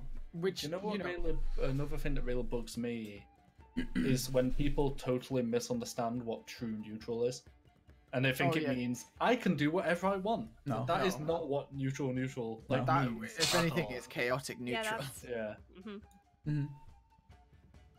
It's there's very little people or characters What are alignment neutral. would you guys give Tom Bombadil? Who? Oh what? Who? Oh my Tom god. Bombadil Who's that? from Lord of the Rings. Wait. Well, this question fell flat. I Wait. thought it'd be a really good bit of debate. Do you know how long Unfortunately- Wait, it's who's since I Tom read Lord of the Bombadil? Rings? I don't know Unfortunately, that well, he's ever on the he's mainly appears Oh. in like the Silmarillion, not like the actual Lord of the Rings. He's a sort of minor character. Who Okay. Well, I Yeah, have There's not. a lot of I have- discussion about it. I have the Adventures of Tom Bombadil. I have not read the books. Yeah, I have. Basically, he's sort of like this is the theory, right? This isn't actually like sort of what was written, but it's what is theorized about him is that he represents sort of like almost like Mother Nature. Like he lives in a forest and basically only cares about that forest. But in that forest, he shows ridiculous levels of control. Like he puts on the ring and like doesn't go invisible. And like Gandalf says that like he like at one point he says that they didn't give Tom Bombadil the ring because he wouldn't care about it. He literally sees it as like beneath him. You know what I mean? Like he's this great sort of creature, but literally he only cares about his forest, like his home and his forest. He doesn't care about what happens to anyone else on that. Like say he won't care about the ring because it like. So what if Sauron kills all you guys? I've got my forest. To me, that would be neutral. Definitely. Yeah, that'd be very neutral. If it doesn't give a fuck about. That'd be it, neutral. you know, yeah, that would be one of the very few examples that you can give of neutral in its like purest forms. I feel like. I saw the best video. It was like the pure neutral character. It was these guys that went in to rob this gas station, and then after they were starting to steal stuff off the counter, some other guy came with a gun to rob them. They tackled that guy, took the gun away, and he got hauled away by the police. That's neutral. They're planning on doing some random shit to get some money or whatever, but then they helped out the guy that was getting robbed because it was the right, it was just the funniest shit. Yeah, they weren't like armed robbing. Koiba coming back? They were pickpocketing it. They were like shoplifting. Just doing what they had to do to survive, basically. Yeah. Wait, does Koiba's like PC full on die, or is he coming back at some point? I'm assuming it reset. I like how Soko is now Seto, and Bell is now Soko. Well, I'm just having a talking Discord. about- I don't know, You're Koiba. Soko. Just kidding. Right, I'm gonna be right back while Koiba's. Oh yeah, I guess we'll take a little moment to have a little break here while Koiba returns to the Discord. I really thought that bringing up Tom Bombadil would create some good debate, and then literally fucking nobody knows who Tom Bombadil is. So I barely know my I own totally name forgot, right now. brother. I haven't Excuse I haven't me. read Lord of the Rings in like years. Well, you did, but like I'm generalizing.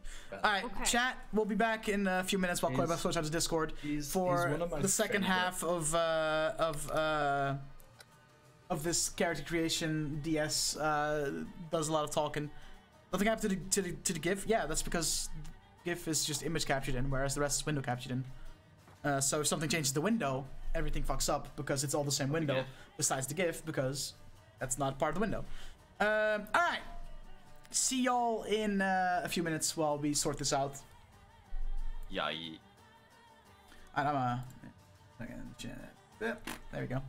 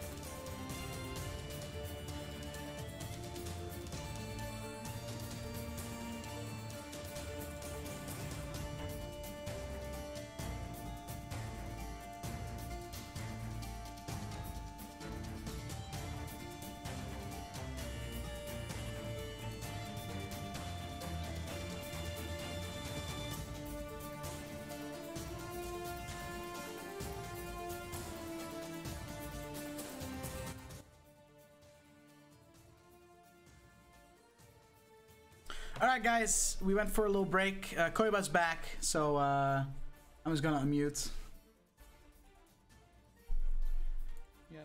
Hello, Well, I mean, boys. we waited for Koiba anyways. So. Welcome back, Koiba. Yeah, yeet. I mean, Yeah, did, so my Discord broke, right? So I went to uninstall it and reinstall it, and within I clicked the download button, computer froze. Nice, dude. Nice. I was nice, like, ooh. Did you fucking pull your mic even closer to your mouth, please? Holy shit, that was loud. Also, Can you just eat your mic? Thanks. No. something Omega's just made me remember. It's like one thing that really bugs me about D&D as a DM, and a lot of people disagree with me on this, but it's a personal bugbear of mine. Is one of the things that really bugs me in D&D is how many tools it gives to players to take away tools from a DM's kit. Like, there's so many ways of getting your passive perception through the fucking roof. Yeah. There's so many ways of getting dark vision. There's so many ways of getting, like, detect magic at will or detect evil. You know what I mean? Like, Dark vision is not quite so easy, I don't think, but it's like there's so many, like, you know what I mean? It's like way more races with than without it. yeah, like which it's is like you went to a dark because cave. without it, it's hard, dude. It's like, no, because you bring Without torches. dark vision. Hey, Or you can cast also light. can also finish his thoughts, please? Thank you. well, that's basically it. There's just so many like ways built into the game to sort of take away tools from a DM. You know what I mean? And just sort of make the DM's life harder. And we joke about Soko being a power gamer because a lot of his characters have a lot of things I like that really to be optimized. I hate playing shit characters. which makes you a power gamer. Power But I gamer. don't go out for the power. It's just I want my character to be able to. Yeah, but you don't like to play characters that have a lot of weaknesses. Therefore, you try your best to We're make not sure saying that. you're a My bad hackers power have gamer. weaknesses. We're not like it's not I a just power try not gamer to as play in to like those a weaknesses. toxic I try thing. to avoid those weaknesses as a point. Yeah, it's not a bad like we're not. You don't have a bad I know. mentality about it. It's just that is your preferred character Playstyle, yeah. development and playstyle. You lean more towards the success. The D&D than fantasy earlier of And being able to show everything. especially your mystic, especially like fucking. Like, it's sad that he died, but I was so happy that, like, if down the line, I would have probably ended up forcing 100% you we would have reroll. to reroll. 100%. Because It would have happened in like a level or two. It for was sure. an unfinished piece of shit class that should not exist. Shout out to Wizards of the Coast. I mean, is Unearthed Arcana like official Yes. Wizards of the Coast stuff? Artificer. It is, but it's also It's also playtest. it's like their playtest. Is it Artificer? Artificer? Oh, I say Artificer. Artificer. I say artificer. Because I it's say artificer, but The Well, it's Artificer is about to be like official. Oh, there you go. no. It's I about say to be. because I think it comes from artifact. So. It's based on the words like artificial because they create things. You know what I mean? apparently it's artificer. What? That's fucking- According to YouTube, it's artificer. Yes, no, but fuck that. YouTube people that have no sort of knowledge of what it should be better than us. It's like saying, according to Wikipedia, it's this. Yeah, but who can put things on Wikipedia? Everyone. But Artificers are about to be like official D&D content, though. Yeah. Like they're Which- about to be. I mean, they've done a great job with the Artificer. Set- Let's go with that. Artificer. Soko, say it however you want. Both are probably fucking correct. Ganassi. I say Yeah, Ganassi. Yeah. Artificers, like, because I've actually like DM'd a campaign one in a minute, and it was like a lot of classes that are about to. outside the player's handbook are like super sort of unbalanced and shit like that. Mhm. But that's like one of the most balanced of classes. Yeah, I would say like Artificer. I think it was a little underpowered. Yeah, that's When they if first anything, it's released under. it for which is- playtesting. When they first released it for playtesting, it wasn't really playable. They hadn't really thought through a lot of stuff. But what they're officially releasing, I would 100% play a class. I made an Artificer for Koiba's one shot this week. I made an Artificer. Yeah, And that's hype. it's so different than from like weird. it's so different from that what it was like 2 years ago. Oh, yeah. Like it's wild, it's mad because it's literally I absolutely love I it. have an I Talking Dutch made about it was so wild. I made an artillery artificer, so like artillery as archetype, so you know level 3. And what it allows me to do is once per long rest, I can build a cannon, like a walking on crab legs walking like turret, if you will, for free, absolutely for free.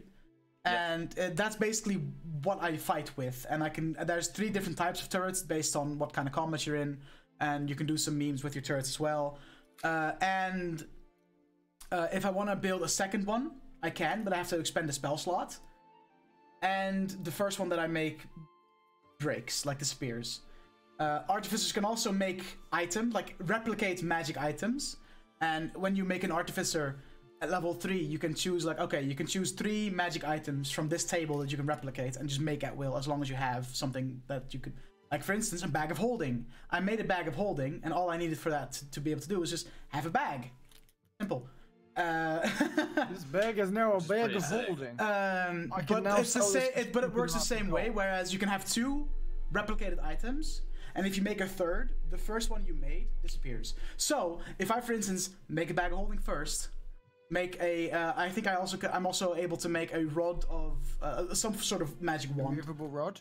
No, some sort of magic wand. I think wand of something. Wand of secrets, isn't it? Wand of secrets. Yeah. Itachi. Yep.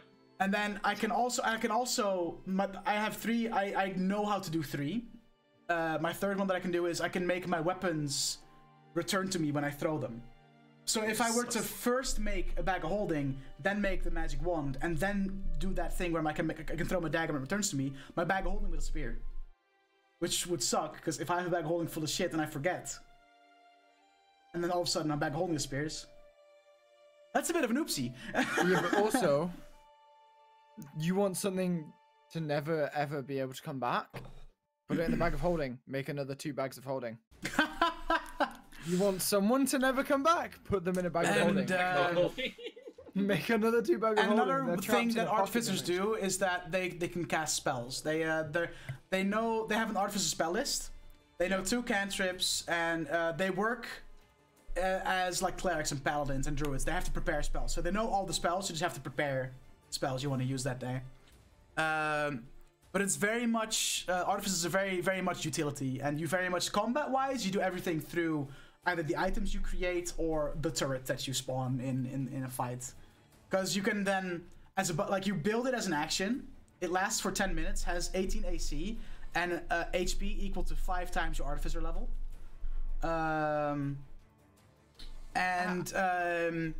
You can then, after you've built it, it costs a bonus action to move and attack with it. It's basically just a glorified spiritual weapon. Yeah, a little bit. It's Torbjorn. Torbjorn. Pretty much, yeah.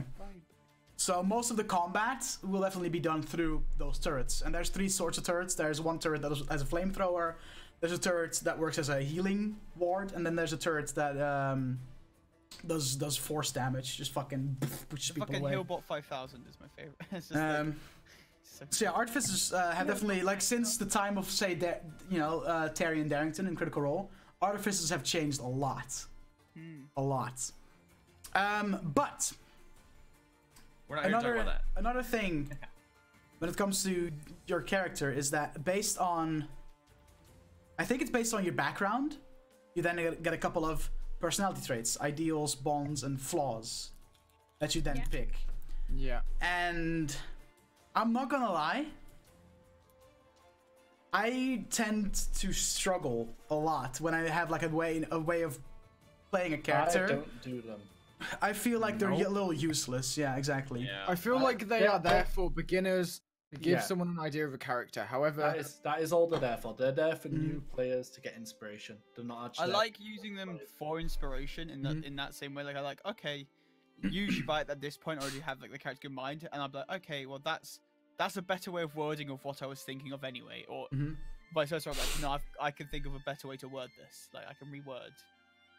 I literally just don't even fill them in because I feel very similar about them as I do sort of alignment. It's like railroading a character when real people don't. I fill them in because I hate seeing a big empty space on my character sheet. Yeah, it's the whole reason I fill them in. It's because I just hate seeing those. But they serve a purpose, which is inspiration for people who aren't it's their first time playing or aren't necessarily the most creative person in the world. Because I feel like they limit you so much if you were to like go over then use them.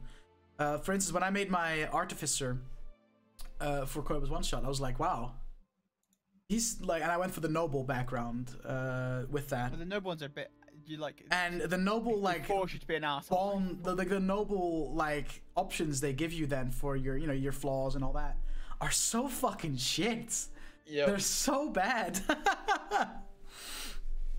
they're fucking terrible. Like they really are. And so as I kind of realized that I just they're useless. They're there. I feel like they're there for people that don't really know how to, you know, motivate / play their character. But if you have a character in mind, I feel like you don't need to fill those in. I feel like they're an extension of the quick build that's in the player's handbooks, because that's where they come from. In the player handbook background. So you have any of you that have seen the player's handbooks, the 5e one does it. I'm not sure about the others. When you go to a class, there'll be a quick build section. It will tell you put these stats here, take this background for optimal, look at these spells, that sort of thing. And I feel like that's just an extension of that. You quick build a character, you roll, because they have numbers. They are numbered so you can roll them. So you don't have to make up a character. You roll, see what flaws they get, take whatever background it suggests, and that's it. You have a character. However, those flaws, bonds, etc. And I feel like for one-shots, that might be great. But if it's a character you're gonna have to commit to, like we do with Dungeon Select, where you literally play every week, and it's a campaign that could go on for fucking ever in that sense. I feel like they limit you more. They limit you more than anything, and I feel like they're a little useless. Yeah, I mean, they are supposed to be personal to your character.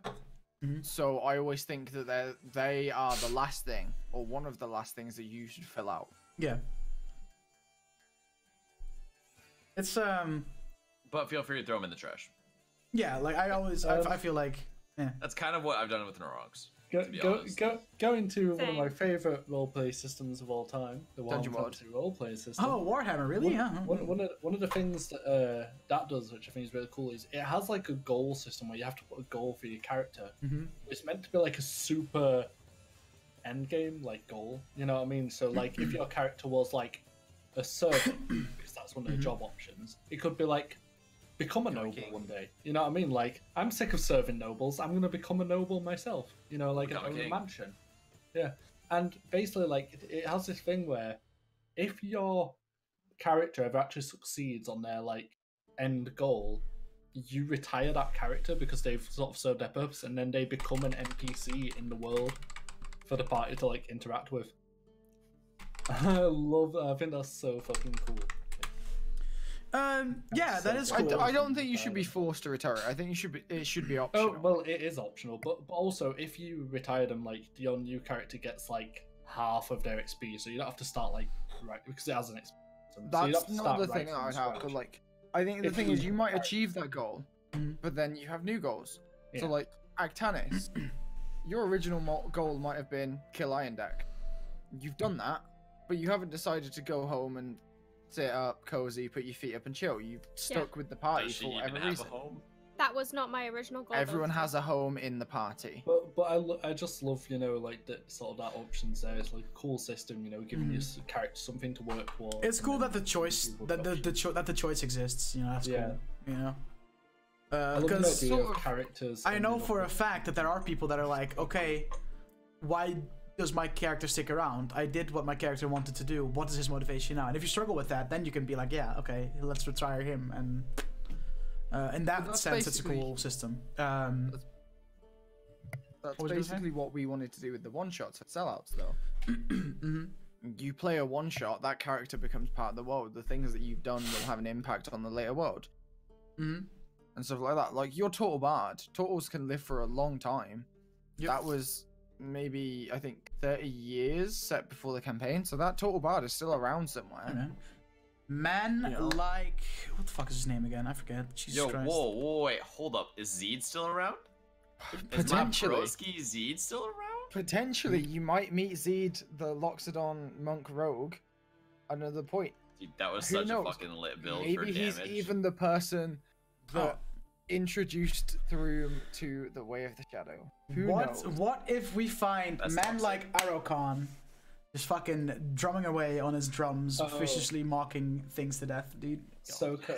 I know a build that you like in Pathfinder, because I know you like sort of optimal stuff. Is I once had like a tournament that my players fought in, so I made like brackets with other teams in. So it was like single elimination tournament. Yeah. I actually made all the other sort of like teams And one of the characters, That's one of dope. the characters I made for that was a character who had like true sight all the time, so they could see through like Jesus anything. Christ. And then every time they entered a fight, they'd cast like fog cloud and just create a cloud of fog, and then just Oh, shoot that's people out fucking of the fog great. cloud. That's some shit I would do. So nobody could see them, So- and they could just shoot out of the fog at everyone. So what That you're is so saying? So dumb. what you're saying is they're So a hybrid of Bangalore and Bloodhound. Yes. It Wait, was so was it so like dumb. an Arcane Trickster? I can't remember any like details. Because I think Arcane Trickster could potentially do that with Yeah. True Sight, obviously. But Mhm. Yeah, Dude, it was that's dumb. sick. It was so dumb. so sick. Even just Um, doing that with like Tremor Sense or something like that would be fucked. Hey guys, you guys ready to name some more characters? Yeah, boy. I love this Yo, shit. Bell, can we just make shit characters together? Thanks. What the fuck? I'm bad at this game Yeah. as well. All right, Well, I'm not. Fuck off, Koi. you've not done too terribly. Yeah, it's only me and Bell that are All doing right, shit. so Thanks.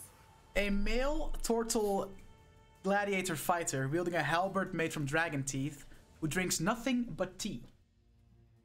Wait, can you go through that again? Just so. A male turtle gladiator fighter Okay. wielding a halberd made from dragon teeth, who drinks nothing but tea.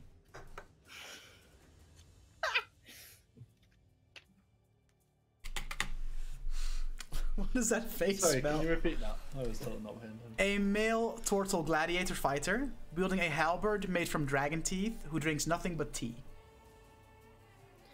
Oh my god.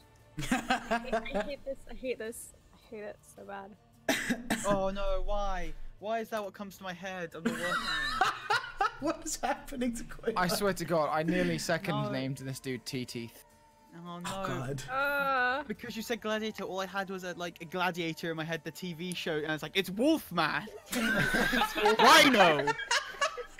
It's Turtle Man! It's Turtle. Are you ready? Yo, I call You will dibs go- on that. Turtle Man's mine. You will go. Man. You will go on my first whistle. You'll go on my second whistle. 3, 2, 1. Jesus Christ. What is happening? What is You will go- happening? Did you never watch Gladiators? Gladiators. Gladiators is the best. Dodge, what's wrong with you? What is happening? Just go watch Gladiators. I mean, you didn't watch two men wrestling in leotards as a child? No, I didn't actually. Actually, to be fair, there was also sometimes women wrestling in leotards. Yeah. I still haven't seen. Gladiators But is- have we named so this male turtle? yes, Hanzo. Yes. Toby Dragontooth. Toby Dragontooth. Toby the Turtle, man. Bell? Shelly Tea Leaf. Shelly Tea Leaf. You know that tea leaf is slang for someone who steals shit, right? Yes. Koiba. Yeah, like she stole all of our I don't hearts. fucking know. Ah. Wolf from Gladiator. So good. The Wolfman! No, I thought you were Soko? gonna say like Donatello or some shit. Oh shit! Yeah, can I change my answer to? Sure. No, because you can't steal that. Stop Lea- stealing my Soko, Nintendo what's up? references. Leonardo. What's your name, Soko? I don't Come know, on. dude. It's ruined. It's ruined. What? It's ruined. Was it a Teenage Mutant Ninja Turtles reference? Yes. Okay, hit me with it. Hit me with it. I'm done, dude. Hit me with done. it. Donatello. No, it's over. It's over. Alright, It was Gypsy? Donatello. God damn it. I'm even madder now that you guessed it. I'm done, dude. I'm done. I quit. Okay, what did you have, Gypsy? Caracos Cleve Leaf. I really like Shelly Tea Leaf. Actually, dude, it's so good. I might go for Belle's answer here because it's just Yes. super on I the like nose. this game again. What? Shelly Tea Leaf. She's literally gone. He's got a shell. He drinks tea. Donatello And for Shellback. some What reason, I just like how on the nose it is. I'm sorry, guys. I can't believe that it was Donatello. Donatello How did Shellback, you dude. from Gladiator not win? Okay, a The male Wolfman. A male albino tiefling sorcerer with purple eyes, always carrying around an iron rod, who loves to tame displacer beasts in his spare time. Ooh. What's the How race? I thought referential can someone I else get? so bad, dude. Sorry? What's how- the race? Tiefling. Albino tiefling. Dutch. I want to Yes? make a name, but I also sort of don't want everyone else to know the name, so I might have to DM you. Okay, why? What the fuck? You'll understand. Okay, sure. You'll either find it funny or hate me. Okay, probably the latter. Or both. So, Find it funny. a male Albino albino tiefling sorcerer with purple eyes, always carrying around an iron rod, who loves to tame displacer beasts in his spare time.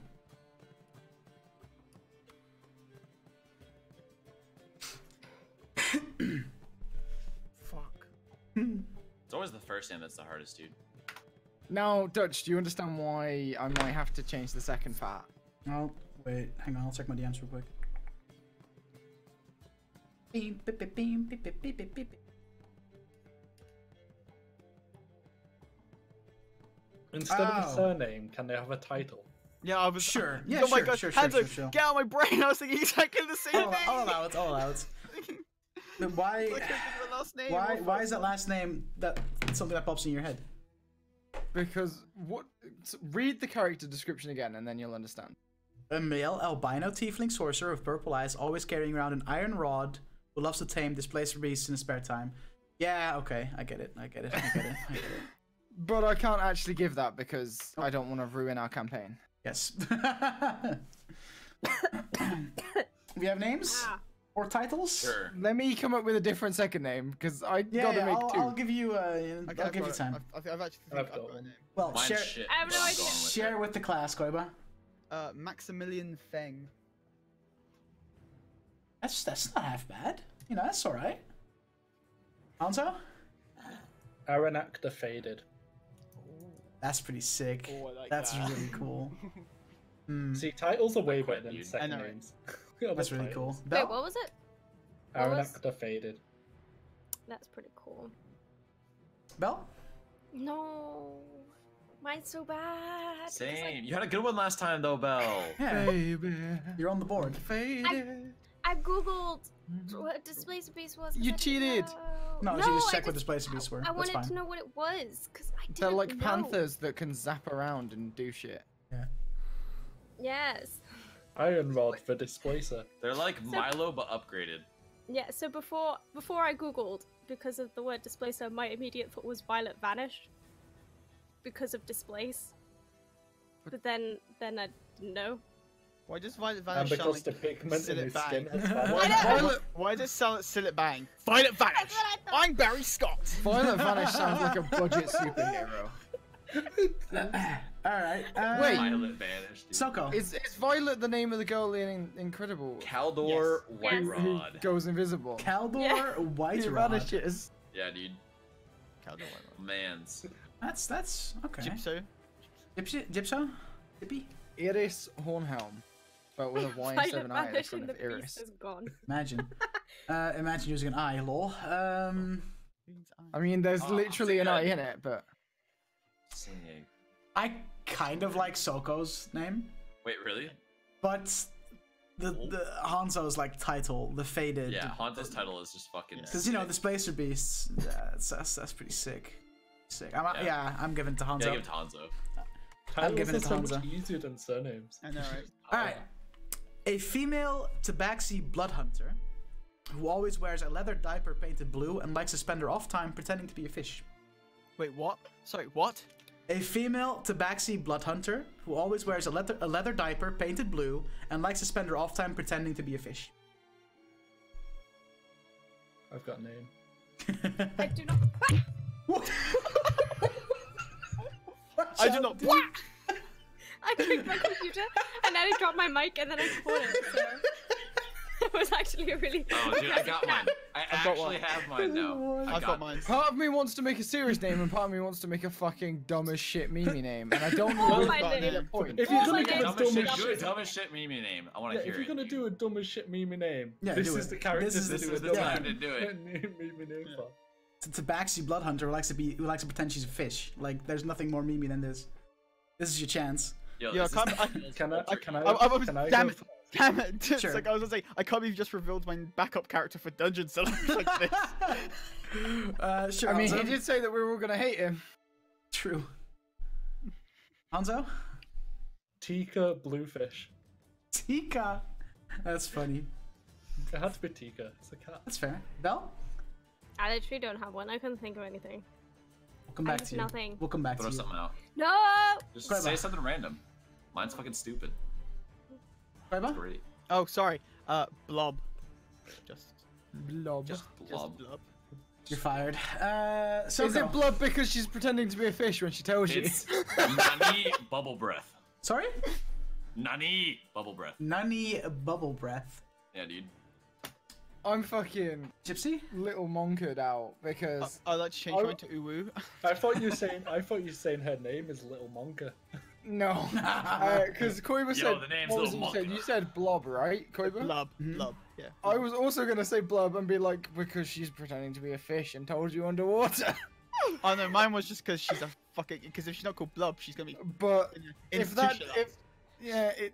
either that she's trying to tell you underwater or I don't know, fucking carry catfish. It's like that story of that island in like the Caribbean that is named I don't understand in its local tongue because the people there went up and asked, "What's this island called?" And the people replied, "I don't I understand." don't understand. And then they were like, "Okay, that's the island's name." Fair. Bell? And out then. I have a first name now, which is Guppy, Blob. which is a kind of fish. Yeah, No. Really, never would have done that. No, I don't Guys, have- it's me, Detective Cod. Did you know that's a fish? Fuck me. I really don't like the scale of this decision. Can I that be think her we should name instead? finish. Soko, what was yours again? I have nothing. What? Nani Bubble Breath, dude. And Hanzo, what was yours again? Tika Bluefish. They were all shit. I might give it to I Soko. have no idea. I might give it to Soko. I'm disappointed I didn't get this with fucking. Went with the blob meme, because it's guys. underwater. Okay. Because I already chose Blob. A Yeah, female, Koiba dicked me. a female half-orc warlock who chooses to follow the Raven Queen and when communing with her exclusively makes bird sounds. Amira. Sorry.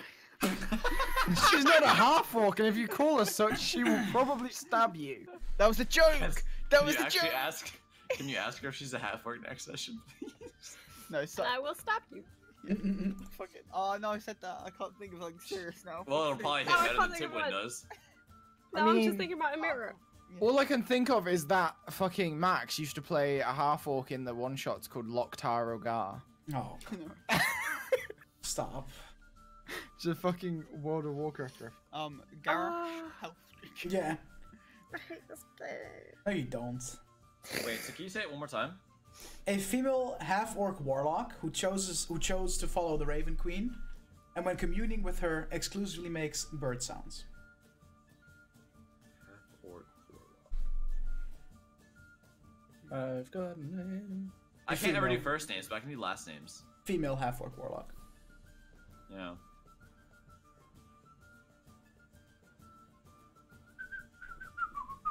This fucking Witcher Oh, I got it, background. dude. I'm is down. fuck- I got it. I'm I gonna got go the with one. a title instead of a last name. That's fair.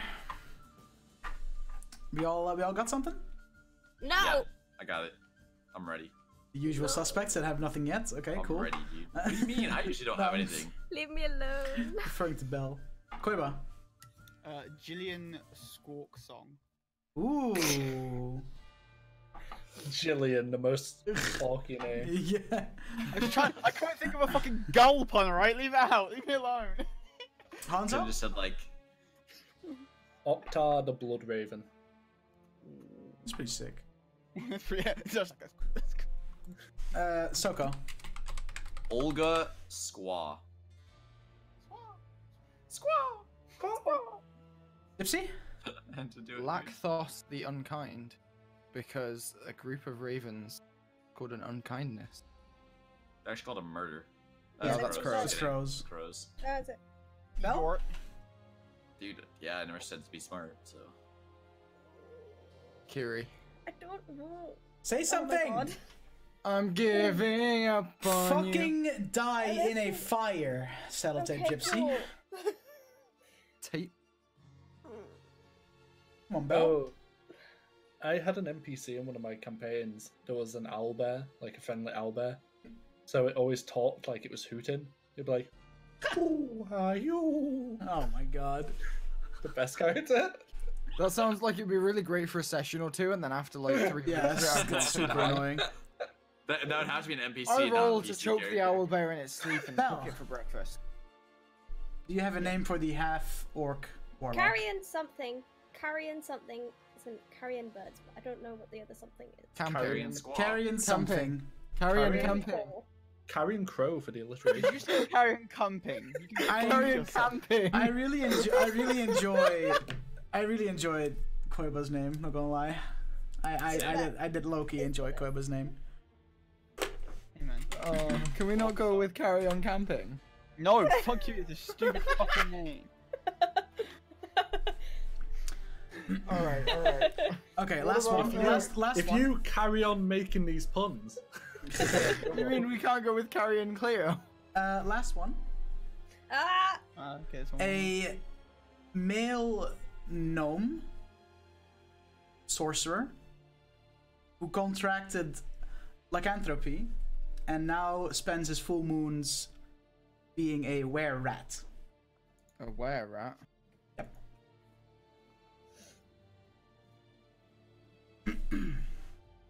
Oh, no, Where it's are we? Am I right? Let's go to bed. Can't say that anymore. just gonna meme it, guys. Valid Well, reason. well, guys, but no, Norman. No.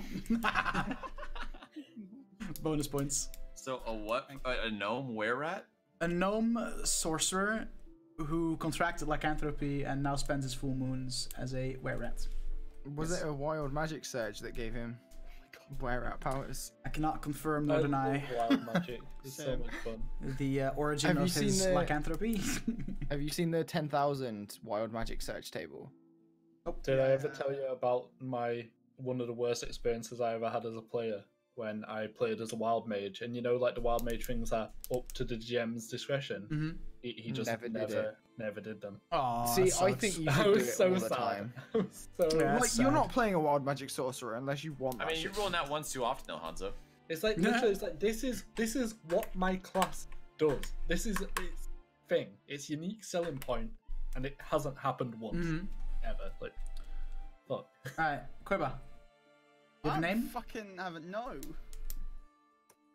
It's now, I actually have a name. now- I actually have a name. It's This now or time. never, Koiba. Fucking. John the Rat. Leave me alone. Bell? Tiny Timmy Squeaker. That's it. That's about it. Also, most of the children on Twitch. Hanzo? Leave me alone. Fizzle Squeak? Yes. Such your actions have consequences. Stop. Know my name. Soko? I don't have one yet. I think I'm missing the first name. I have a title that I'd like, but I got nothing for the first name. Insert gnome name here. Fizzlebottom the Wrathful. The Rat? The Ratful? The Ratful. The Ratful. Ratful. Hmm. Hmm. Gypsy? Gypsy? Kill me now. Moderant Herdswort, but to his friend Splinter. You're fired. You're Stop. absolutely fired. Stop. Can we actually kick him out of the call? Yeah, I mean, yeah, I have that power, but... Do it. We can get someone else in to keep the cams perfect. Fuck, who did I get this one to? Fucking me, Hanzo, Savage. the I only won one the with an first actual- two and Hanzo's then the haven't only one won a who's actually single one good. since. Actually, no. I mean, like, Bells wasn't bad. Bells was alright. Hanzo, what was yours again? I'll take Fizzle it. Wasn't Squeak. bad. Fizzle I'll take Squeak. I give you serious names, I don't get points. I- give you meme names. I'm Gave serious names, you got I'm points. torn between Bell and Hanzo, to be fair. Give it to Hanzo because it makes Bell Has mad. Bell actually won one Same. yet? Yeah, give it to Yeah, Hanzo. yeah, One. yeah, That was Yeah, fine. give it to Hanzo. Also, Oh, I can't don't remember give what it to Bell because did you just have a fidget spinner in 2019? What are you doing?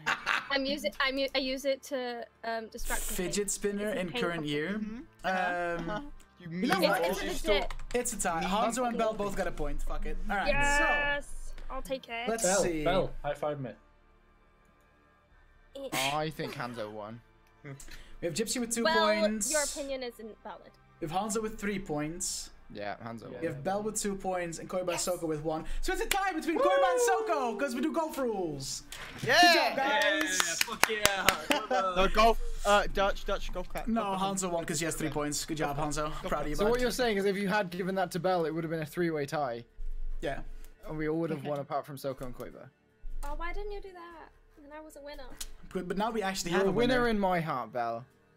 Have a good night, anything. Targoda. Yeah, see you later. Bye, Targoda. But Wrestle Arm Decider. Yo, yeah, pull up the stats right now. Let's see it.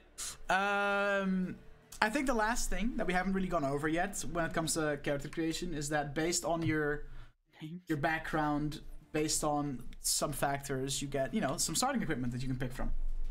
And there's a bunch of different, like, packs, right, with shit that you get, gives you some tools and some stuff.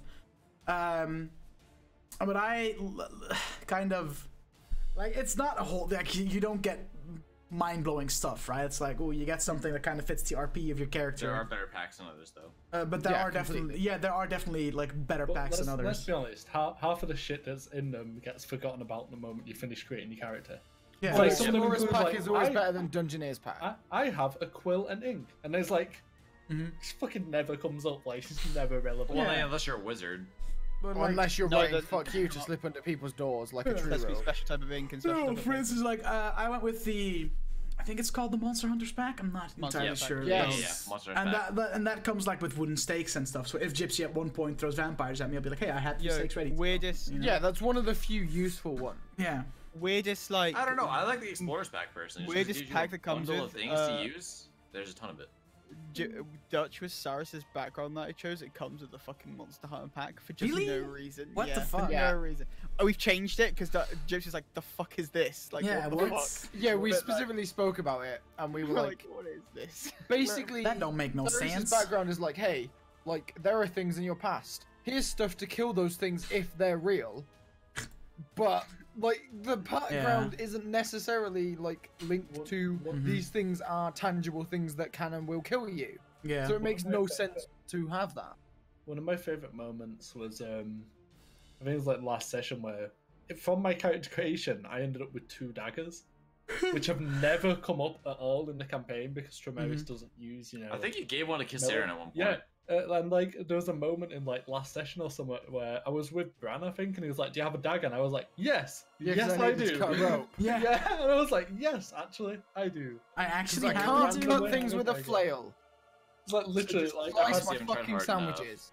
Yeah. I've had It's, 2 daggers the entire campaign. It's like never been relevant. if ever. I go, like, I'll quickly check my like the inventory that like what that pack came with that I have on The Monster Hunters pack. yeah, I have it here.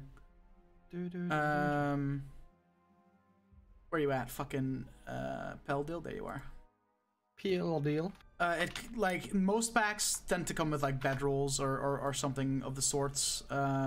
Also, because of my background and stuff, I also have a deck of playing cards that I like to just pretend doesn't exist because it doesn't fit like what Tremaris would not know. Yeah, what just card choose games not are. to have it. Yeah, so I just ignore it. And pretend So it doesn't exist. the Monster Hunters pack comes with a Give it to Bran. backpack, a bedroll, a block of incense, a crowbar, a hammer, a holy symbol, a flask of holy water.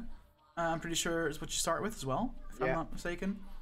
come with a manacles, mesket, a steel mirror, a flask of oil, and 3 wooden stakes, I believe. Flask of oil is pretty great. Not Yeah. gonna lie. There's a lot you can do with that. The manacles are pretty great. And torches, that's- and torches in a water skin, obviously. But yeah, like Yeah. You get in a Monster Hunters pack, you get like a chest, a crowbar, a hammer, 3 wooden stakes, a holy symbol, a flask of holy water.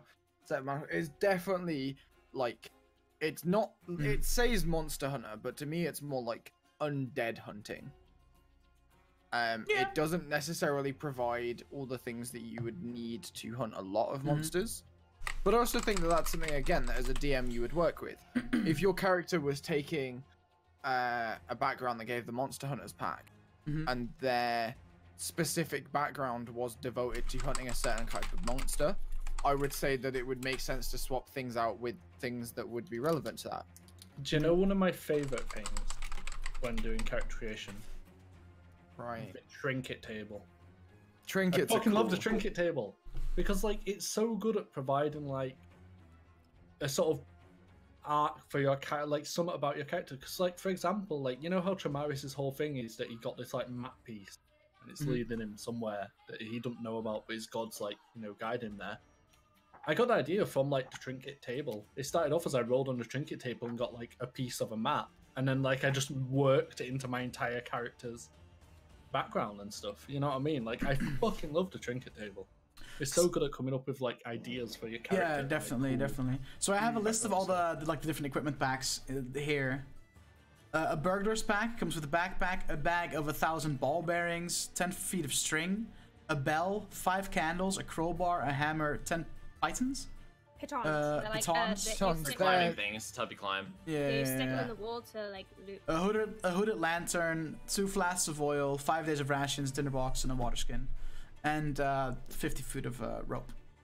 And to that, like the only thing that screams burglar to me is like, hey, a crowbar to open up a door, and like a hammer and pitons to like jam into walls to climb up. You throw them down behind you to cover your escape. Or put them outside of your mate's hotel room when he's sleeping, so when he wakes up. So at TwitchCon, when I slip and break my neck when I open my hotel door, I know who to blame. Hey, it was not my fault. No, it was Hanzo. A diplomat's pack, a chest, 2 cases for maps and scrolls, a set of fine clothes, a bottle of ink, an ink pen, a lamp, 2 flasks of oil, 5 sheets of paper, a vial of perfume, sealing wax, and soap. That one I feel like is just very, very, very good for roleplay. Yeah. I feel like. Yeah. Like that's definitely one that you can use. Yeah. It's very good for roleplay. Not necessarily utility, but like a lot of roleplay things. Because if you have a diplomat's pack, chances are you have some connections and you are a little upper class, and you can if you have a seal, like sealing wax to seal your letters with, typically means that you are of some form of of some standing that has a little bit more pull than the average, adventurer. I think that one is really good for roleplay. Not a whole lot of utility, but except for maybe the oil, but a lot of roleplay. And Perfume soap. works like oil, right? Hmm? Perfume works like oil. It's flammable. I mean, soap is a commodity. Yeah, definitely. Which again is Depending on setting. like good for roleplay, but not really good for anything else. Not really. Yo, I soaked No, myself in the bath today, guys.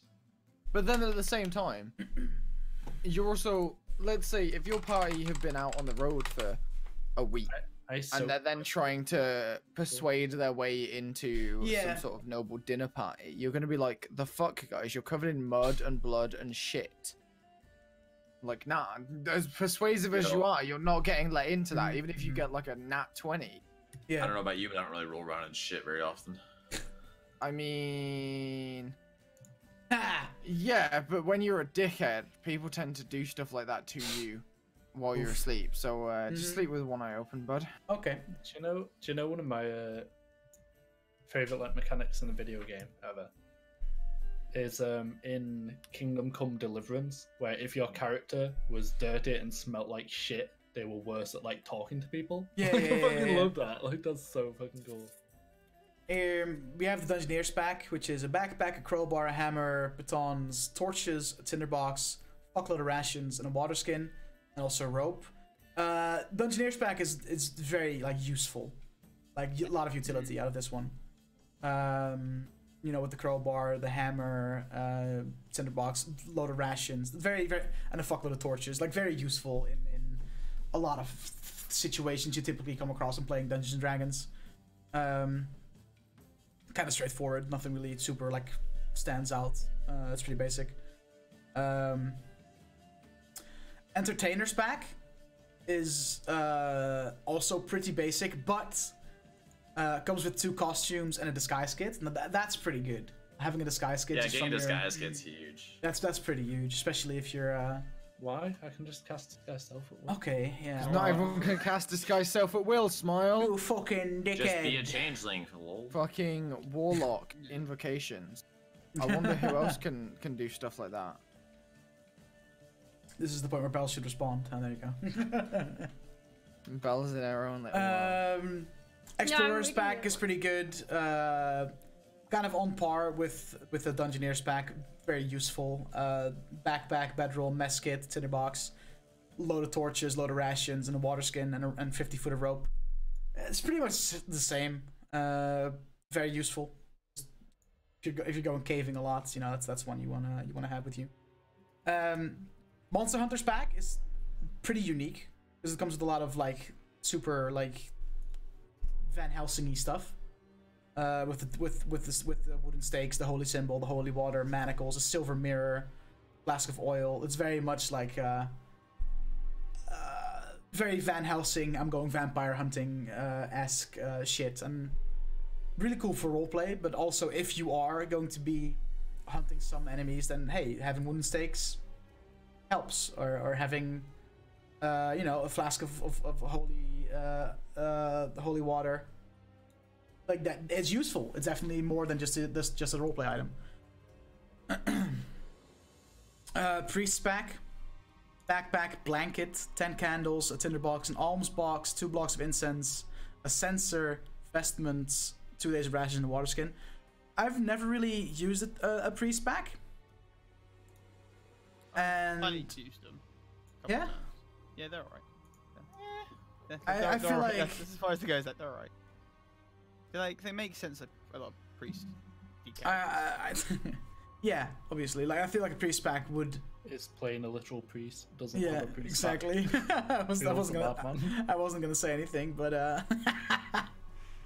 I mean, I like the alms box and stuff because you can like roleplay a beggar and be like, hey, our party's low on funds. How about you take your alms box and just fucking sit in the corner of a fucking square somewhere and pretend you're blind. Maybe I will. Yeah. It's like everyone comes back to the tavern that evening. It's like, how much money did you make? The bard's like, oh, I made, you know, like 30 gold performing. The blacksmith's like, oh yeah, I made 10 gold, you know, selling some swords and stuff. Like, priest's like, I made 5 copper begging on the streets. Yeah. Like, good job, dude. But Good the job, lad. garment smells really, really nice because of all this incense. Yeah, exactly. And then there is the Scholar's Pack. A backpack, a book of lore, a bottle of ink, an ink pen, 10 sheets of parchment, a little bag of sand, and a small knife. Again, very roleplay heavy. Like, very good for roleplay. Not really super useful in day-to-day. Really good if you need to cast the spell Sleep. It's fine sand. Wow. Yeah, that's an interesting addition to that. Like, it doesn't say fine sand, though. It's just a little bag of sand, so... But I mean, talk to your DM about it. Be like, hey, this is fine sand. Yeah.